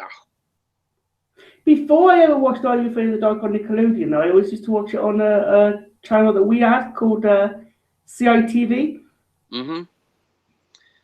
Well, yeah, I mean, because certain US or Canadian shows, like Are You Afraid of the Dark was on Nickelodeon, like were handpicked and taken to another channel. Mm-hmm. We're on what we call terrestrial TV. It was here, and they only showed like I guess up to the first 4 seasons, and then it was actually pretty good because during that time after the 4th season was over, I was then able to get cable, and then started seeing Nickelodeon for the very first time. And then from season 5 through to the final season 7, was able to catch the rest of the season. So I did see more on TV when growing up, but at different times. Not all on Nickelodeon, but all seasons. Solly wanted me to tell you that you're getting spam on chat. Am I? On what? Yes. I'm not sure. He just said, tell James he's getting spam on chat. Oh, okay. Thank you, Solly. I'll just delete that one then.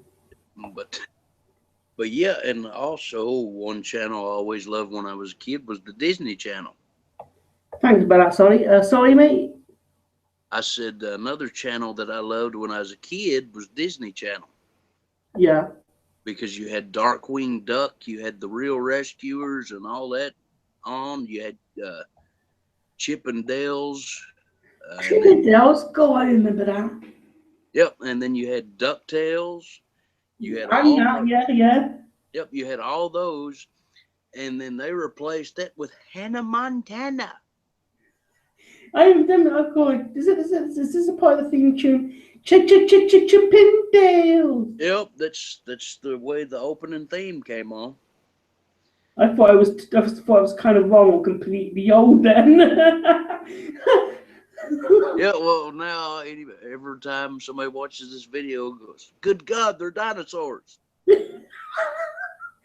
Oh no, but that's like memories, isn't it? You can just think of all these different shows and channels and stations you watch these on, and just go back to where you were, and then it makes you feel kind of old. Yeah, well, I mean, that's like I still wake up sometimes. If I'm doing something, I'll catch myself doing the theme from Doug. Yeah.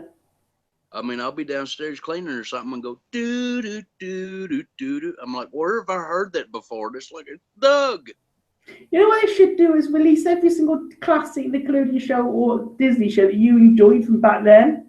Yep. So I don't think they have got every single thing on, released on DVD. I mean, season 5 of Are You Afraid of the Dark is an import from the US, and that's it been on demand from Amazon. Mm. Season 6 and 7 is imported direct from Canada. Yep. And Well, the first 4 seasons are UK box sets, but you know they're the rest of them, seasons 5 to 7, are imported because you can't get them anywhere here. So, yep, man. but, I mean, unfortunately, with other shows, other classic shows we mentioned, it'd be good if they were released in some way. mm-hmm. And I mean, it's like, yeah, I've got the good, bad, and ugly message tone, but my ringtone is actually He-Man theme. Yeah. Yep. So every time my phone goes off, it goes He-Man, and then he's like He-Man and the Masters of the Universe. I wonder But if like you're in Walmart or wherever doing your shopping and your phone rings and people look around and say, "Is that nostalgic?" well, I've actually been in a couple of stores where my He-Man ringtone will go off, and people are like, "I remember that show." Yeah, that's You know, cool. and I'm sitting there going, "Yeah, I love it." Yeah. You know, but I mean, yeah, and even I remember we went to a swap meet one year, Mm-hmm. and it was me, my mother, my ex-girlfriend, and a couple other people. And I You remember know this what we call swap meets here? We call them car boot sales. really. Yeah. Well, we've got swap meets, and they also call them flea markets. Mm-hmm. But we went to a swap meet, and this guy had a bunch of swords laying on the table. I couldn't resist. I grabbed a hold of one, held it up in the air, and went, "By the power of Grayskull, I have the power." My mother say, "What's up with you, sir?" well, no, the guy that owned the swords got a kick out of it. He laughed. Meanwhile, my mom and my ex are going, "Put it down." Did you buy one? Yeah, I didn't buy one. I just grabbed it, held it up in the air. But yeah, that was a very memorable experience. But the guy behind the table loved it because he knew who He-Man was. If you was able to buy it, you could have put it on your back and say, Yes, that's what I should have done. I should have been like, should have grabbed it and bought it and come home and looked at my little cat and went, "Come on, Cringer." "How's little pumpkin?" He's doing good. Mean as hell. I haven't seen him there yet tonight. Well, he's been pretty hot today because it's kind of really hot here. So he's laying downstairs in my chair in the air conditioning. Mm-hmm.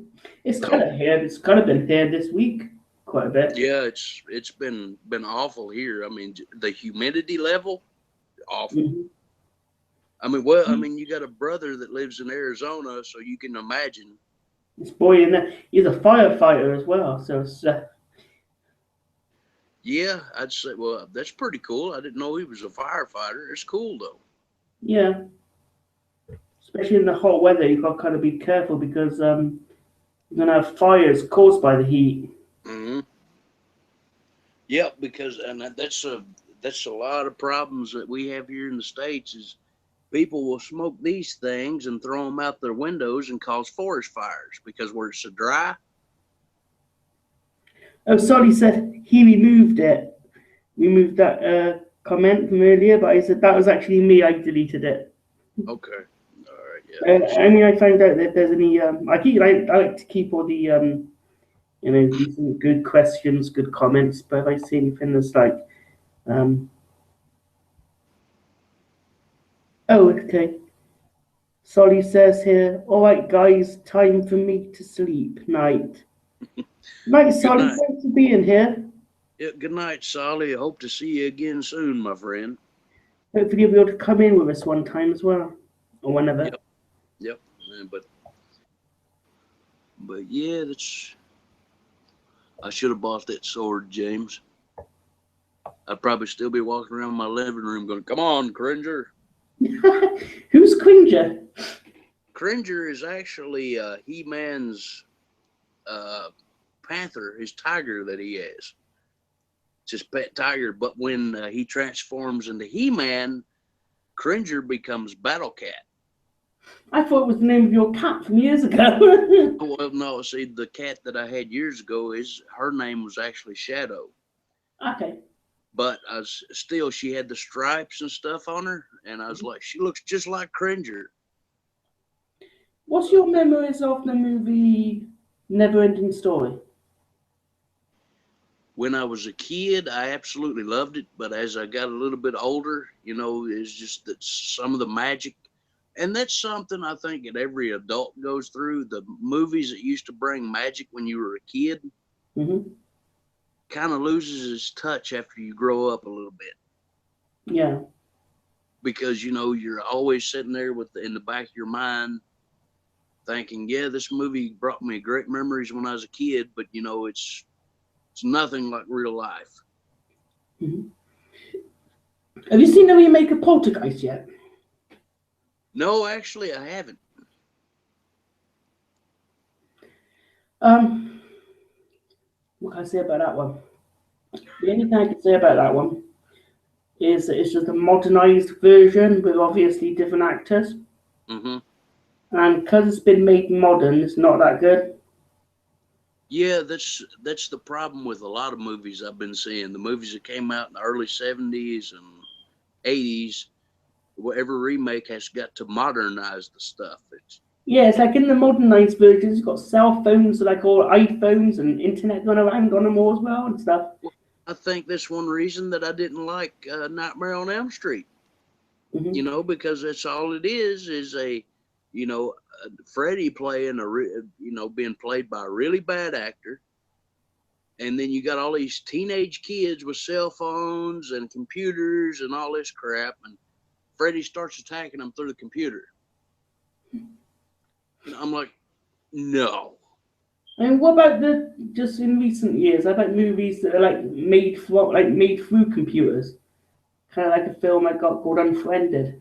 Yeah, well, I mean, those movies I haven't seen Unfriended yet, but one that pops up to mind that's got a lot of technology in it is the film's VHS, Hmm.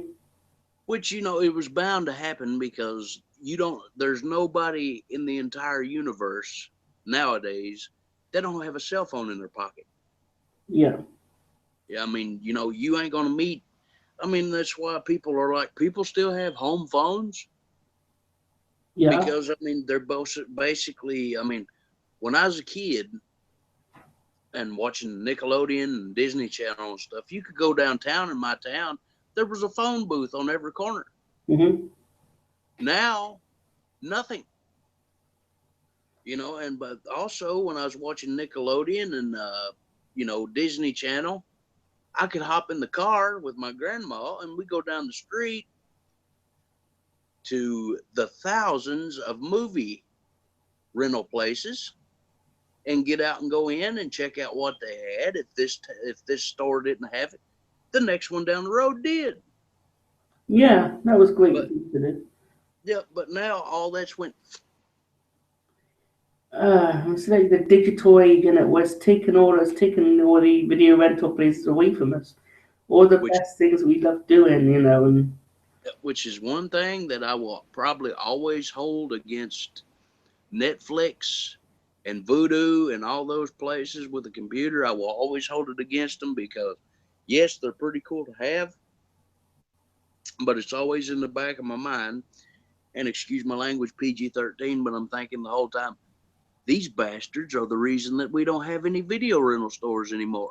yeah, And I mean, it's that simple. And Redbox and all this stuff, you go rent a movie like buying a soda out of the machine now. can you remember what the movie was that you last rented before the video stores all closed? Oh man, let's see here. Probably one of the last movies that I rented before the video stores closed completely was Rambo 4. Okay. The last Rambo movie was one of the last ones I rented. But yeah, I mean, see, one video store in this town stayed above water for many years after, Hollywood Video and Blockbuster and all those moved or closed down. But one video store stayed above water for a while. Then he finally closed it, and it was the worst day of my life. Yeah. I was like, that's the one piece of nostalgia I had. Plus, I had a friend in there that worked in there since when I was a kid. I remember being, turning 18 years old, driving to the video store and filling out the application for my own membership. And everybody in there went, Eugene has grown up. He's getting his own membership. I mean, it was I bet it's big. weird really, for the people that worked in these places as well, who just suddenly is out of work because of all these stores closing.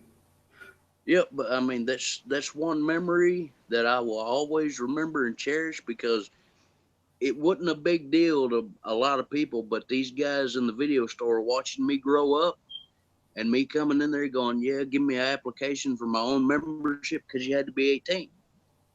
And I remember he put the paper on the counter and slid it over to me and gave me a pen and said, somebody's growing up. He's getting his own membership.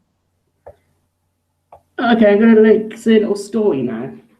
Because being a movie fan, TV show fan, DVD fan, gotta say this. Quite a few years ago, there was I hadn't always lived in this particular house. I lived in a flat or apartment quite a while ago.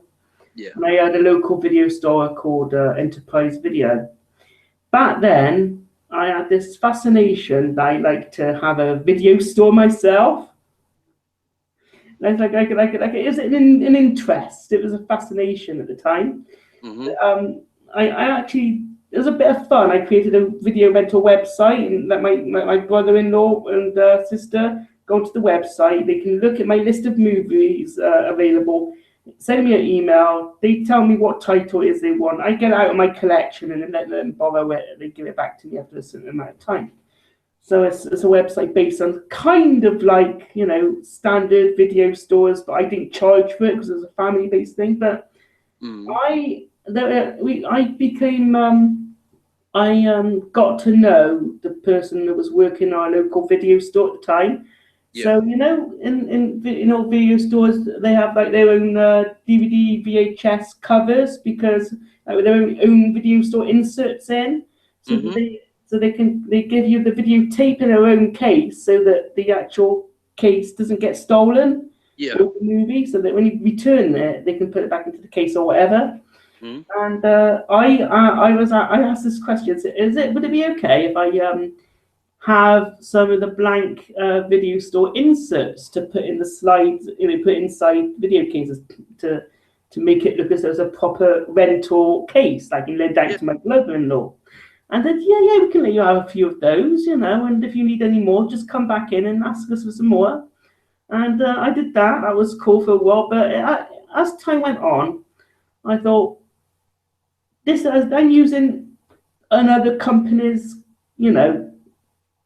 sort of title, their company name. Mm-hmm. Then I thought, I wonder if there's this place that I can get like blank inserts, like blank things I can put my own stuff on. So I ended up buying them. I don't know where it was, but I bought them, made my own like printed out stuff on my older computer. Mm-hmm. So I had my own sort of created company name for a bit of fun for my sister and that. Yeah. And it lasted quite a while. I got them all stored away now because this is from ages ago. But it's just fun. I just liked the way how video stores worked. Mm-hmm. To like as a fan of going into a video store, picking up what you want, going up to the counter, getting it. They give you it all in their own cover and then give it to you to take home and watch and that. Yeah. I like the way how it all worked, the behind the scenes of a video store. So, and that was just the enjoyment of my childhood, that part. I don't think I ever said that on a previous chat, but I had an interest of how video stores worked back then. So that was my sort of... Well, I think that anybody... Behind the scenes of video stuff. Well, I think anybody that hung out at video stores when they were kids had the same fascination. Yeah. Because, the thing that I remember most is when I had cable and everything, and they would announce a new movie. Yeah. and then all of a sudden they would announce it, coming to video tomorrow. The excitement that you felt because that movie was finally out on VHS and you could go actually rent it and watch it, it'd give you something to look forward to. It did, yeah.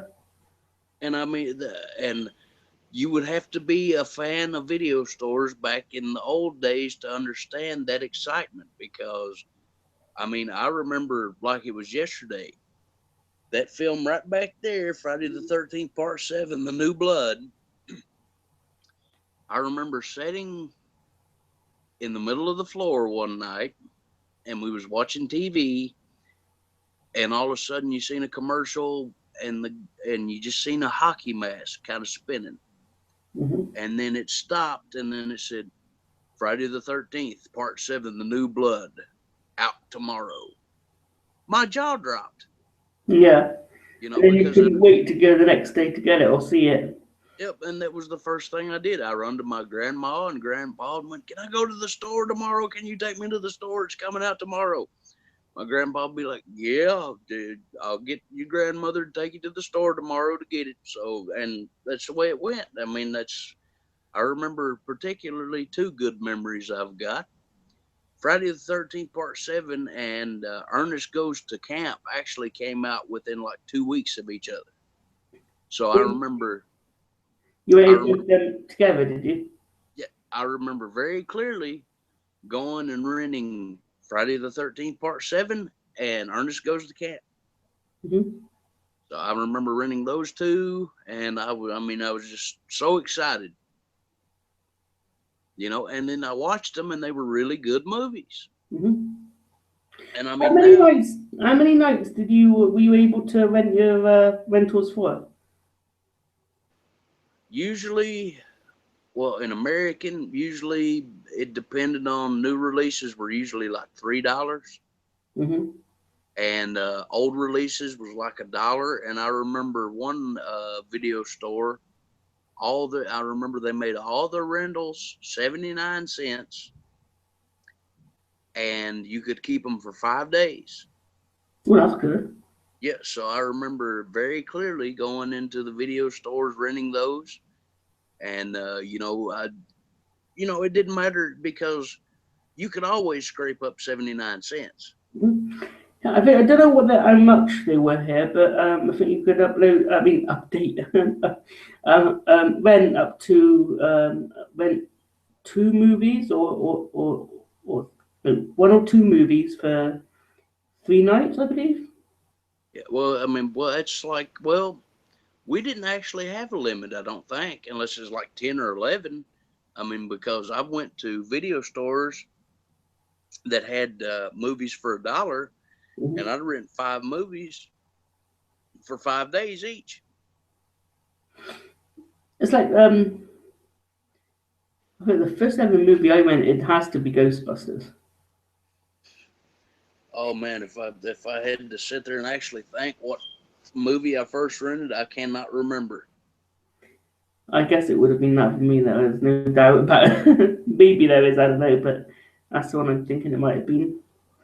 Because if I was 5 or 6, I was old enough to see it.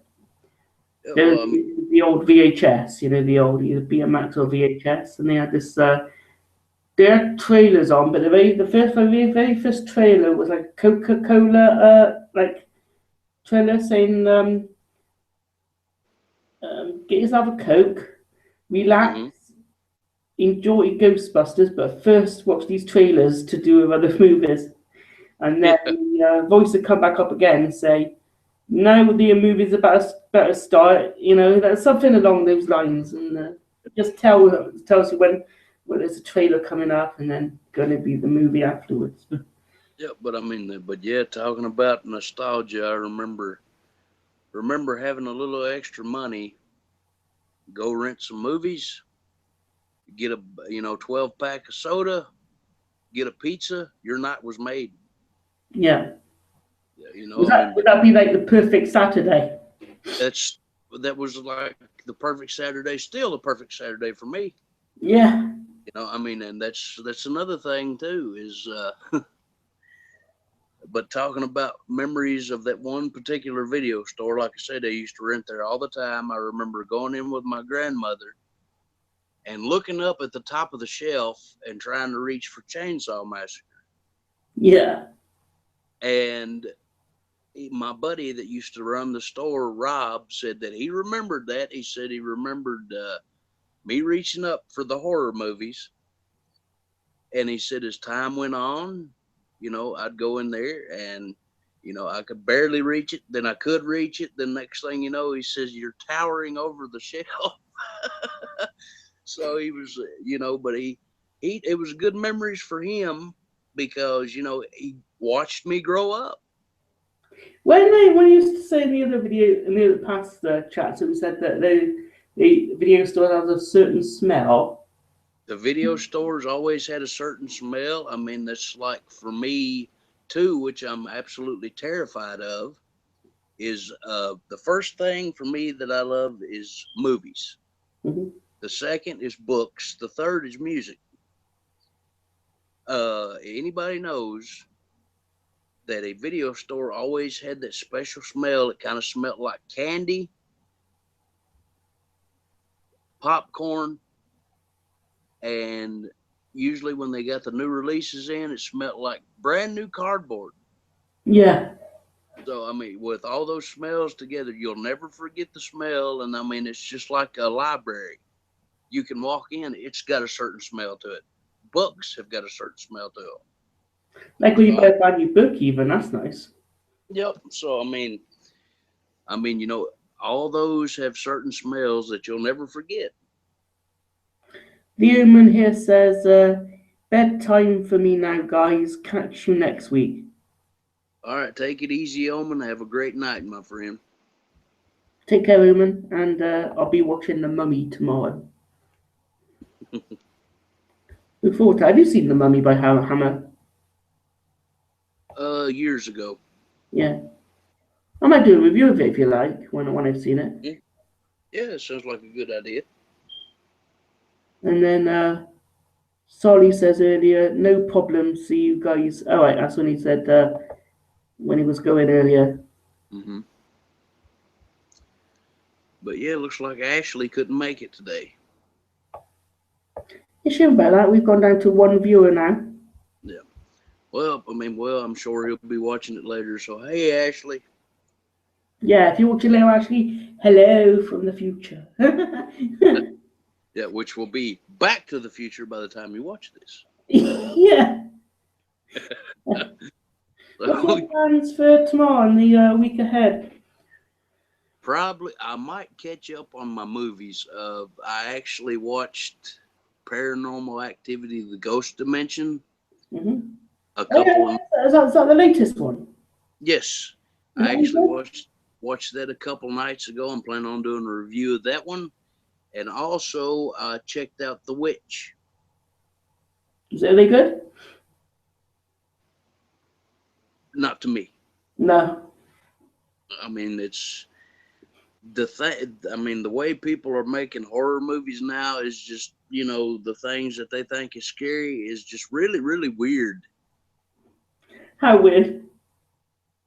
Well, it's like the M. Night Shyamalan movie, The Village.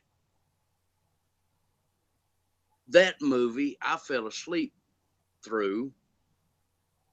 And that was one of the other releases that we rented that at a video store that I took back to Rob, the guy that owned it, and looked at him and said, this movie is god awful. Yeah. And I mean, it is. I mean, because you got all these people in like a 1600s village, and then all of a sudden, these two guys at the end of the movie come out onto a road where there's updated cars driving by. And I'm sitting there going, what the hell is this? And, but it's like the stuff we found scary when I was younger. It's like now, for an example, with the Paranormal Activity series, I guess people find it, scary that the camera can, be sucked in and all this stuff by unknown forces. which that never, that doesn't scare me like a little girl running down the stairs with her head spinning backwards, going, Yeah. that to me, that's terrifying. This crap that people watch nowadays ain't got nothing on the older horror movies. It kind of reminds me like the other updated movie called Ouija. Have you seen that? I have not seen it.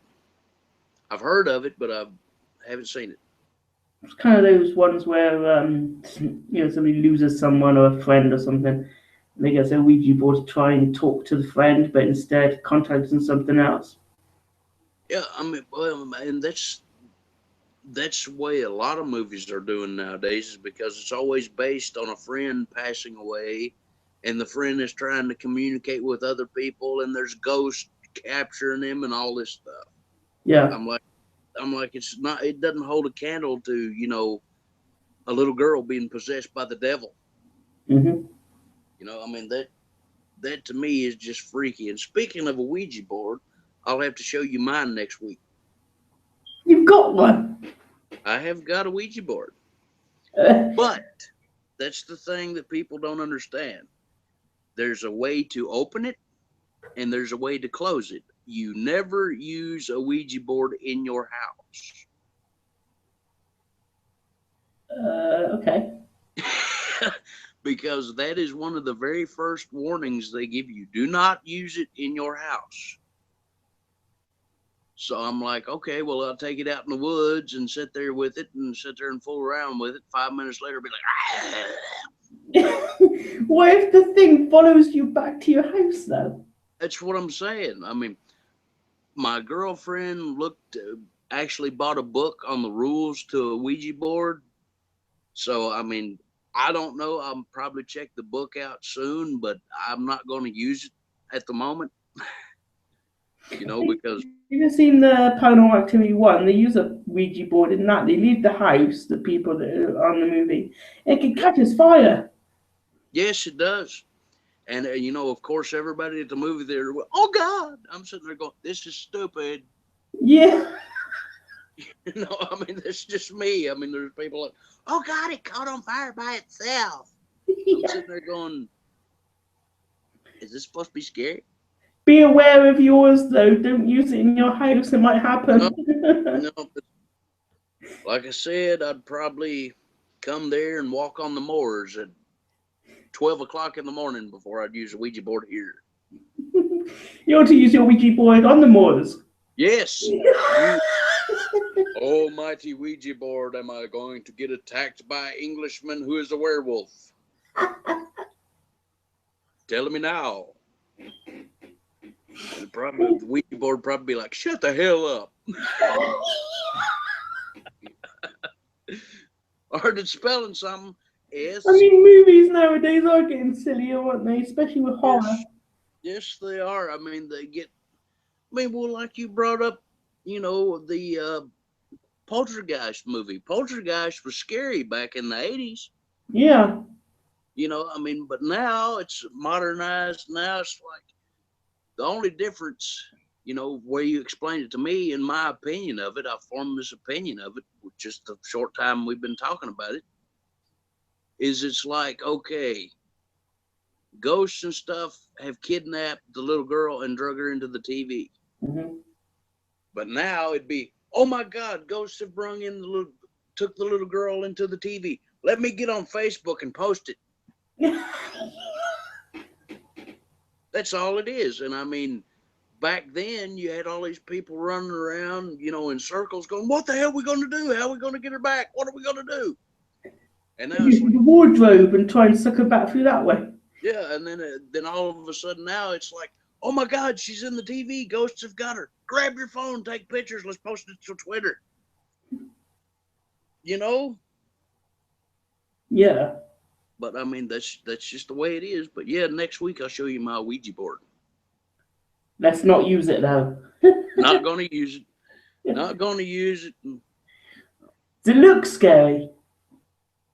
Not really. It's just a regular Ouija board. I mean, like I said, I'll show it to you next week. But how did you say you got hold of it? Like, Actually, what surprised me was my girlfriend is absolutely was terrified of a Ouija board.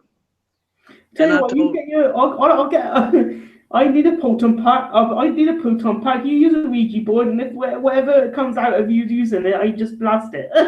yep, and also we'd have to have a preacher standing in the corner with the holy water going, the power of Christ compels you. Yeah. But, but no, she was terrified of Ouija boards. Then here about a month ago, well, do you remember when the singer Prince passed away? Yeah. The day that he passed away was actually the day that I received the Ouija board because Was it? she placed an order on Amazon for a Ouija board. I said, "What are you doing buying a Ouija board?"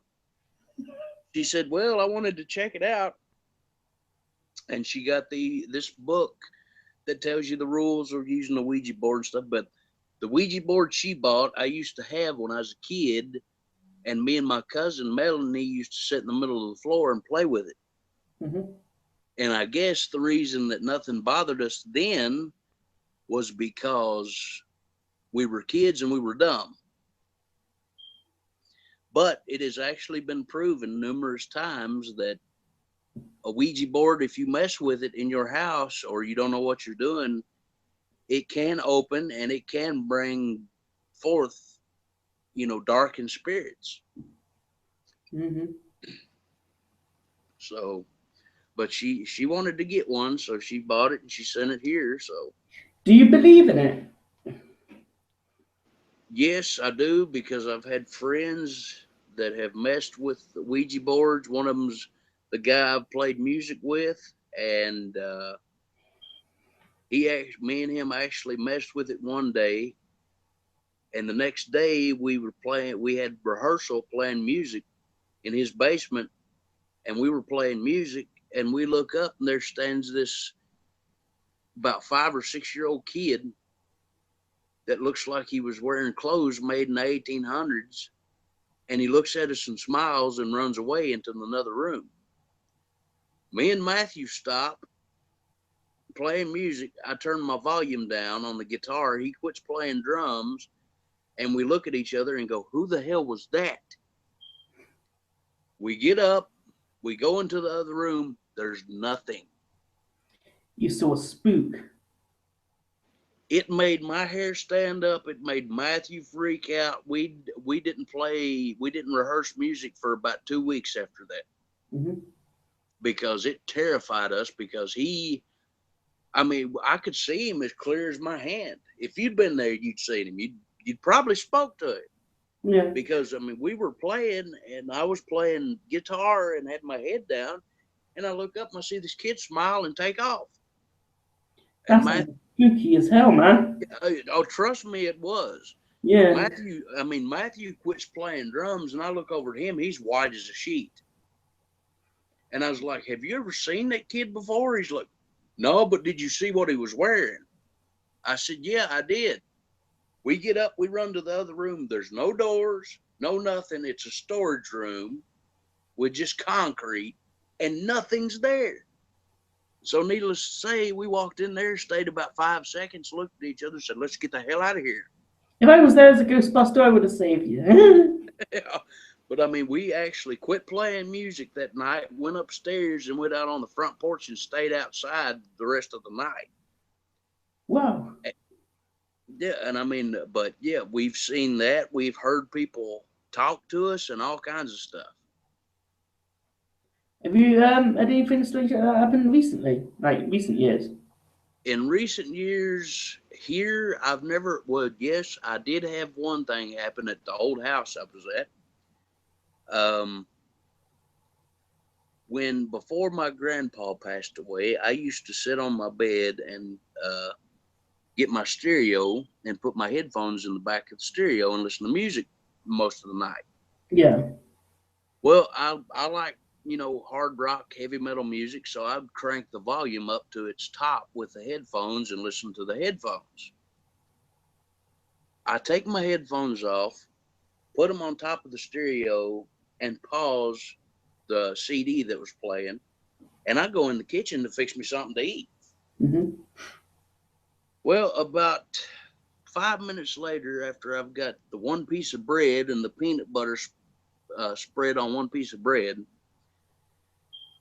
my stereo kicks on. It's at full volume and it wakes everybody in the house up.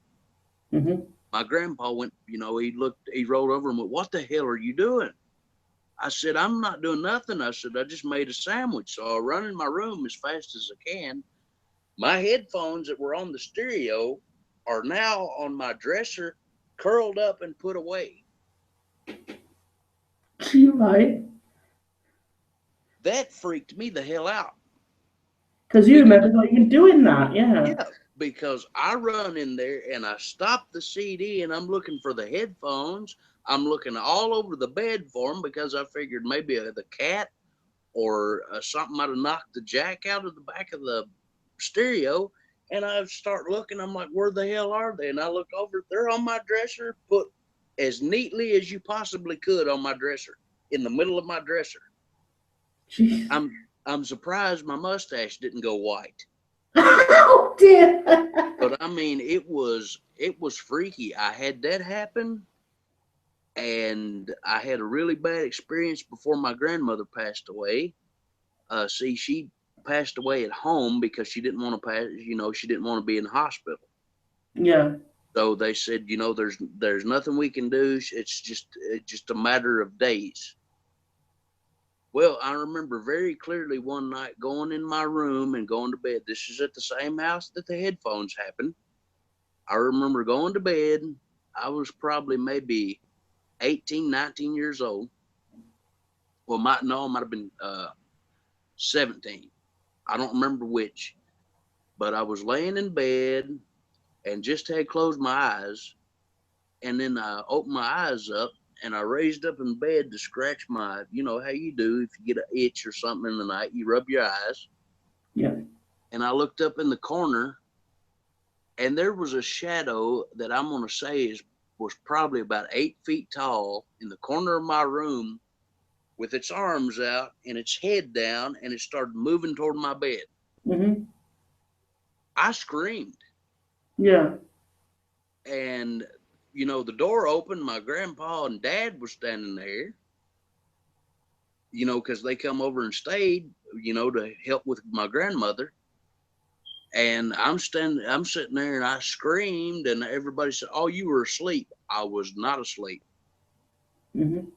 because I remember looking in that corner and seeing that thing, whatever it was huge, moving right for me. Needless to say, I had a problem going to sleep for the next 2 days. Yeah. See, I've not experienced anything like that, before, but years ago when I used to see my cousin, years Mm-hmm. ago, she said years ago story similar to that she was one night going to bed, went to bed, and she swore she could hear the tap dripping, in the bathroom. Yeah. Similar kind of thing. Went to bed, didn't hear a thing, started lying down, about to go to sleep, and started hearing the tap drip. So she says she got up to go and check it, and it was off. Nothing was dripping at all. So that was what her story was. But Yeah. Well, I mean, and I've got cousins. See, Melanie is my second cousin, but she's the youngest out of all of them mhm, because she's got older brothers and sisters. Now, my oldest cousin, the oldest girl that they had, she was in her 30s when she told us this. But she was actually, they had just moved into a house, and she was, cleaning up everything and unpacking stuff to put on, shelves and stuff, like her knickknacks and whatnots and stuff. She was actually unpacking, and she said the house had been there since the 1800s, and rumor had it it was a slave house. okay, So she said that she was sitting there in the middle of the floor putting her stuff up on a shelf and heard chains rattle and moans. hmm, And this is 2 o'clock in the morning. yeah, So needless to say, she got in the car and took off and went to her mother and dad's house and stayed there for like a week. But yeah, it kind of freaked her out. So yeah, but I mean, I've had stuff happen. I've been over, and it's mostly been at my friend's house that I play music with. You haven't had nothing happen to you in this apartment? In the apartment that I'm at, I've never had anything happen to me here. I've thought I've heard a couple of voices here, but then again, it could be my mind. But now the experiences I've had over at my buddy's house, there's no mistaking, because I mean, even my buddy can verify this. We went to a horror convention in 2007, and that's where I met Gunnar Hansen and everybody else. And we came back at 3:30 in the morning. My friend's mother said that she seen us pull up at 12 o'clock that night. She said she heard somebody come in the house downstairs, shut the door, heard me laugh, and heard Matthew talking. And she opened the door, and it was completely dark. And then like 2 months after that, me and Matthew were sitting over there by ourselves because his mother had just left with his kids to go to, like Walmart. And we were sitting there completely alone. And all of a sudden we heard the front door open, heard Sarah talking, heard the kids laughing, and heard footsteps. We go upstairs. It's completely black upstairs. Nobody there whatsoever. Sounds like a bit of paranormal activity been going on in your life. Yep, it has. And I mean, it's definitely weird feeling when you hear somebody and you hear somebody, or you see something that you know that you saw, and then all of a sudden it's not there. So I mean, yeah, I've had quite a bit of experiences, but like I said, at least it didn't really take you away from enjoying horror.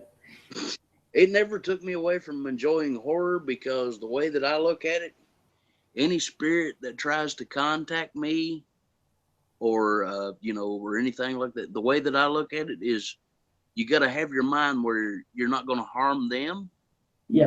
And you mean no harm, and you come into a place like that, you have an open mind, they won't bother you. Because I mean, that's like when I went to Waverly Hills, the hospital I went to, that's one of the most haunted places considered in Kentucky. So I mean, saw anything there? They're actually on Facebook, and some's on my phone. I'll have to send you some on chat within the next few days. But it's actually, she's actually seen faces and people. It's like, I'll be on one side of the building and she'd take a picture, and way on the other side of the building looks like a figure standing in the window. I mean, it sounds fascinating, that these things can actually truly happen to people in real life, and they can experience stuff and see stuff. And I mean, well, that's the light on, or you go to where you heard something, and yet it's nothing there. It's like strange, but that's what you experience. Well, I mean, that's like my uncle's got a great story. The house that I wouldn't brought home to it, but shortly after, my mom and dad moved into a house. Is that the uncle that you live in the same apartment block with? Yes. And he can tell you this, and he swears by it. But my parents moved into their first house, and it was one of those houses out in the country that you have to drive up a dirt road to get to. Well, you can see the house from far off. So anyway, the downstairs was all wired for electricity. You got to remember, I come from a deep part of the country. So the whole downstairs was wired for electricity. The upstairs wouldn't. My uncle, my dad, and my buddy that I just happened to play music with, because he's been a family friend for years, are driving up the road to go to the house, and my uncle and my buddy Matthew and my dad look up, and there's a light on upstairs. And there's no electricity upstairs. Weird. Yeah, and he swears, my uncle swears that happened. And they said as soon as they got to the house, because the house was kind of big, so when they parked their truck at the bottom of the house, they couldn't see the window anymore. They got out, Dad walked to the back of the pickup truck, looked up, and there was nothing. It's like cool, spooky experiences with a pal, which is pretty cool. Yep, and yep, but yeah, and as a matter of fact, if you want to keep the conversation up, we can continue it next week. That'd be cool. Because yeah, I've got a lot of stories, and I mean, that's like even my dad and his brother and my uncle think they've had an encounter with Bigfoot. Really? Yep, because even my buddy Matthew can verify it. But my uncle said they were out one night, and like I said, my parents moved to their first house way out in the country. Mm-hmm. And it had a little fishing pond on there. So my uncle Matthew used to stay out and fish and all that stuff at all hours in the morning. Mm-hmm. And they used to walk a railroad track to have something to do because they never had much to do. So they would walk a railroad track when there wouldn't nothing around. Yeah. They were walking beside the woods one night, and Matthew said something really big was in those woods crashing around, and they took off running, and it followed them. It would have been cool if they had a video camera. They could have done like their own type of movie, Yep. And but yeah, I mean, they swear that something big started chasing them, and it kept up with them. And when they'd stop, it would stop. And my dad and my dad's brother story is kind of similar because they were on 10-speed bicycles when they were young, and they were headed to town. They lived out way out in the country, and you had to go through a lot of country to get to town back then. And they were on the road, and my dad said something big was in the woods, and they stopped to listen, and they heard its feet crunching the ground, sound like somebody on two legs. And so they put their bikes into the top speed and stood up on the bikes and took off as fast as they could, and it kept up with them. I saw something on TV a little while ago called Paranormal, True Stories or something it's called. Yep. People giving their experiences of strange stuff as well like that. Yep, And, but yes, we're so late right now. I mean, especially for you. But next week, I'll tell you a story that you probably will never forget that happened to me. We got about 10 minutes. All right, but yeah, there's no way I could get through it in 10 minutes, but it happened to me, and the viewers and you will just have to wait till next Saturday to hear it. Yeah. It's one of those. Sorry? Oh yeah, next Saturday we can do, but I think the week after is my birthday week. Yeah. So we'll continue on to next week. We'll then talk about one after that. Okay. All right, but yeah, it's one of those that happened to me again at my best buddy's house that'll probably make your hair stand up. What's there left of it? Yeah, which I ain't got none right now myself. So, but yeah, it'll Have make your girlfriend experienced anything paranormal apart from the hospital?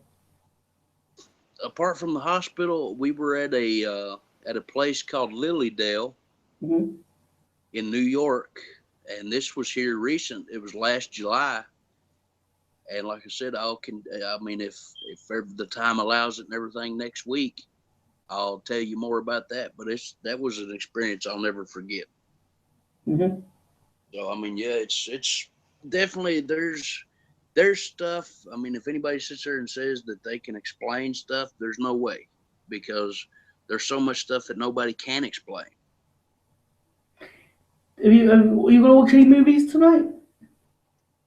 Probably. I'll have to figure out what I'm going to watch. I was planning on here in a few minutes after I get done chatting with you, I'm going to go to my next door neighbors because my neighbor really loves my cat, so she got him some food. and treats and stuff. So I'm gonna go over there and get those, and I might hang out with my uncle a little bit tonight. Okay. But other than that, though, I'll probably, when I get back to the house, I'll probably watch something. I don't know what it is yet, but I'll watch something. I might watch The Boy tonight. Okay. Yeah, the one that was just released here about a couple weeks ago. Yeah. So I'll check that out. Like a ghostly movie, or? Yep. And talking about ghosts, I figured, why not end the night with a ghost movie? You still need to try and watch Ghostbusters, the one I sent. Yep.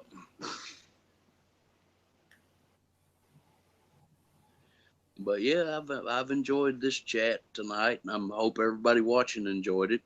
Yeah. Still got one viewer, so thanks to you for watching. Yeah, You'll join us next time. We really appreciate it. Because in here, I don't know if you know, can you see at the bottom of the screen? Can you see anything there or not? No, I cannot see anything. The only thing I can see is you're like in a letterbox form. Yeah, that's it. So you take up. But because I'm the host, I get like in the bottom of the screen, get a red button that says stop broadcast. So when we go and we say our byes, I press that and it ends the call. Okay, yeah. And then after I press that, we're on here privately then. Before we, end the video call. So next to that is where it says live, because then we're still live at the moment. And then off to the right of that, it just says the Johnson's Live Weekly Nerd Chat number 11, because that's what the details I gave it, because it's the 11th episode. Yep. Just under that, it says links. So if we wanted to share the link on to anybody or whatever. And then beyond that, it just says one viewer. So if the viewer count goes up, it's been up all the time it was on here. So I've been looking at that. And it's 1 at the moment. And earlier it could go to 2 to 3 to 4. And I got a good idea. Sorry? And I got a good idea what you can do with this one this week when you make a thumbnail. Yeah. Find a ghost picture off of Google. Put it as one of the thumbnails and put movie chat and paranormal experiences. Yeah. So you mean get like a ghost picture? Yeah, like there's one really famous picture. It's like of a little girl standing in a graveyard. Yeah. Yeah, but I mean, you get one of those and put it as a thumbnail and go movie chat and paranormal experiences. So I'll put like a picture of us on it. And I'll add that to it as well, yeah. Yep, man, maybe we should do this too. I'll add that to it. There's one thumbnail. You got my thumbnail anyway. The picture of the ghost on the side, me and you going on the other one. Yeah, but there we go. And then off to the right again, you've got the long the Q&A thing that I put up at the very beginning before I call you in. Mm-hmm. So that when the questions come in, I can see them coming in, I can read them, and if they're good ones, I can read them out to you, and you can answer the questions well. And off to the left, it's live again. So I'll sometimes receive questions, but it's usually people that send me private messages or, message me over Facebook. That's how I get messages. And that's a good way as well, though, because we both get things to say. Yep, because they usually pop up at the top of my screen when somebody asks something to me. Yeah. But it's getting pretty late, so I better let you. I better get going as well. So, do you want to say your goodbyes, and then I'll end up? Well, guys, I really appreciate all the new subscribers and anybody else that subscribed to my channel. Thanks to James and setting this thing up where I have gotten a lot more subscribers, and I promise you new content will be put up this week. Mm-hmm.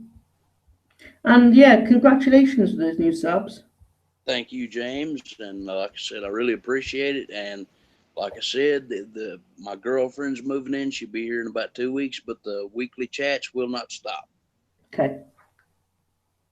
That'd be cool. So next week could be the one before my birthday, so we can talk then, and we'll make it another good fun episode, and we'll discuss more ghostly happenings that you've experienced or your family have experienced as well. Yes. So guys, stay tuned. Sorry? I said stay tuned, guys. Yeah.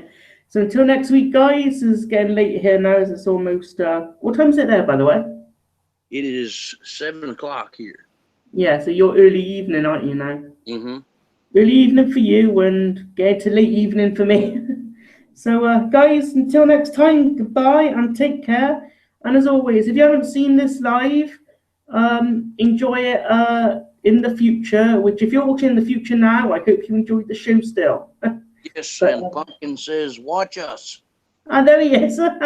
He joins us at the very end as I'm about to end. Anyway, but guys, from me, Eugene, and his late guest of Pumpkin, goodbye.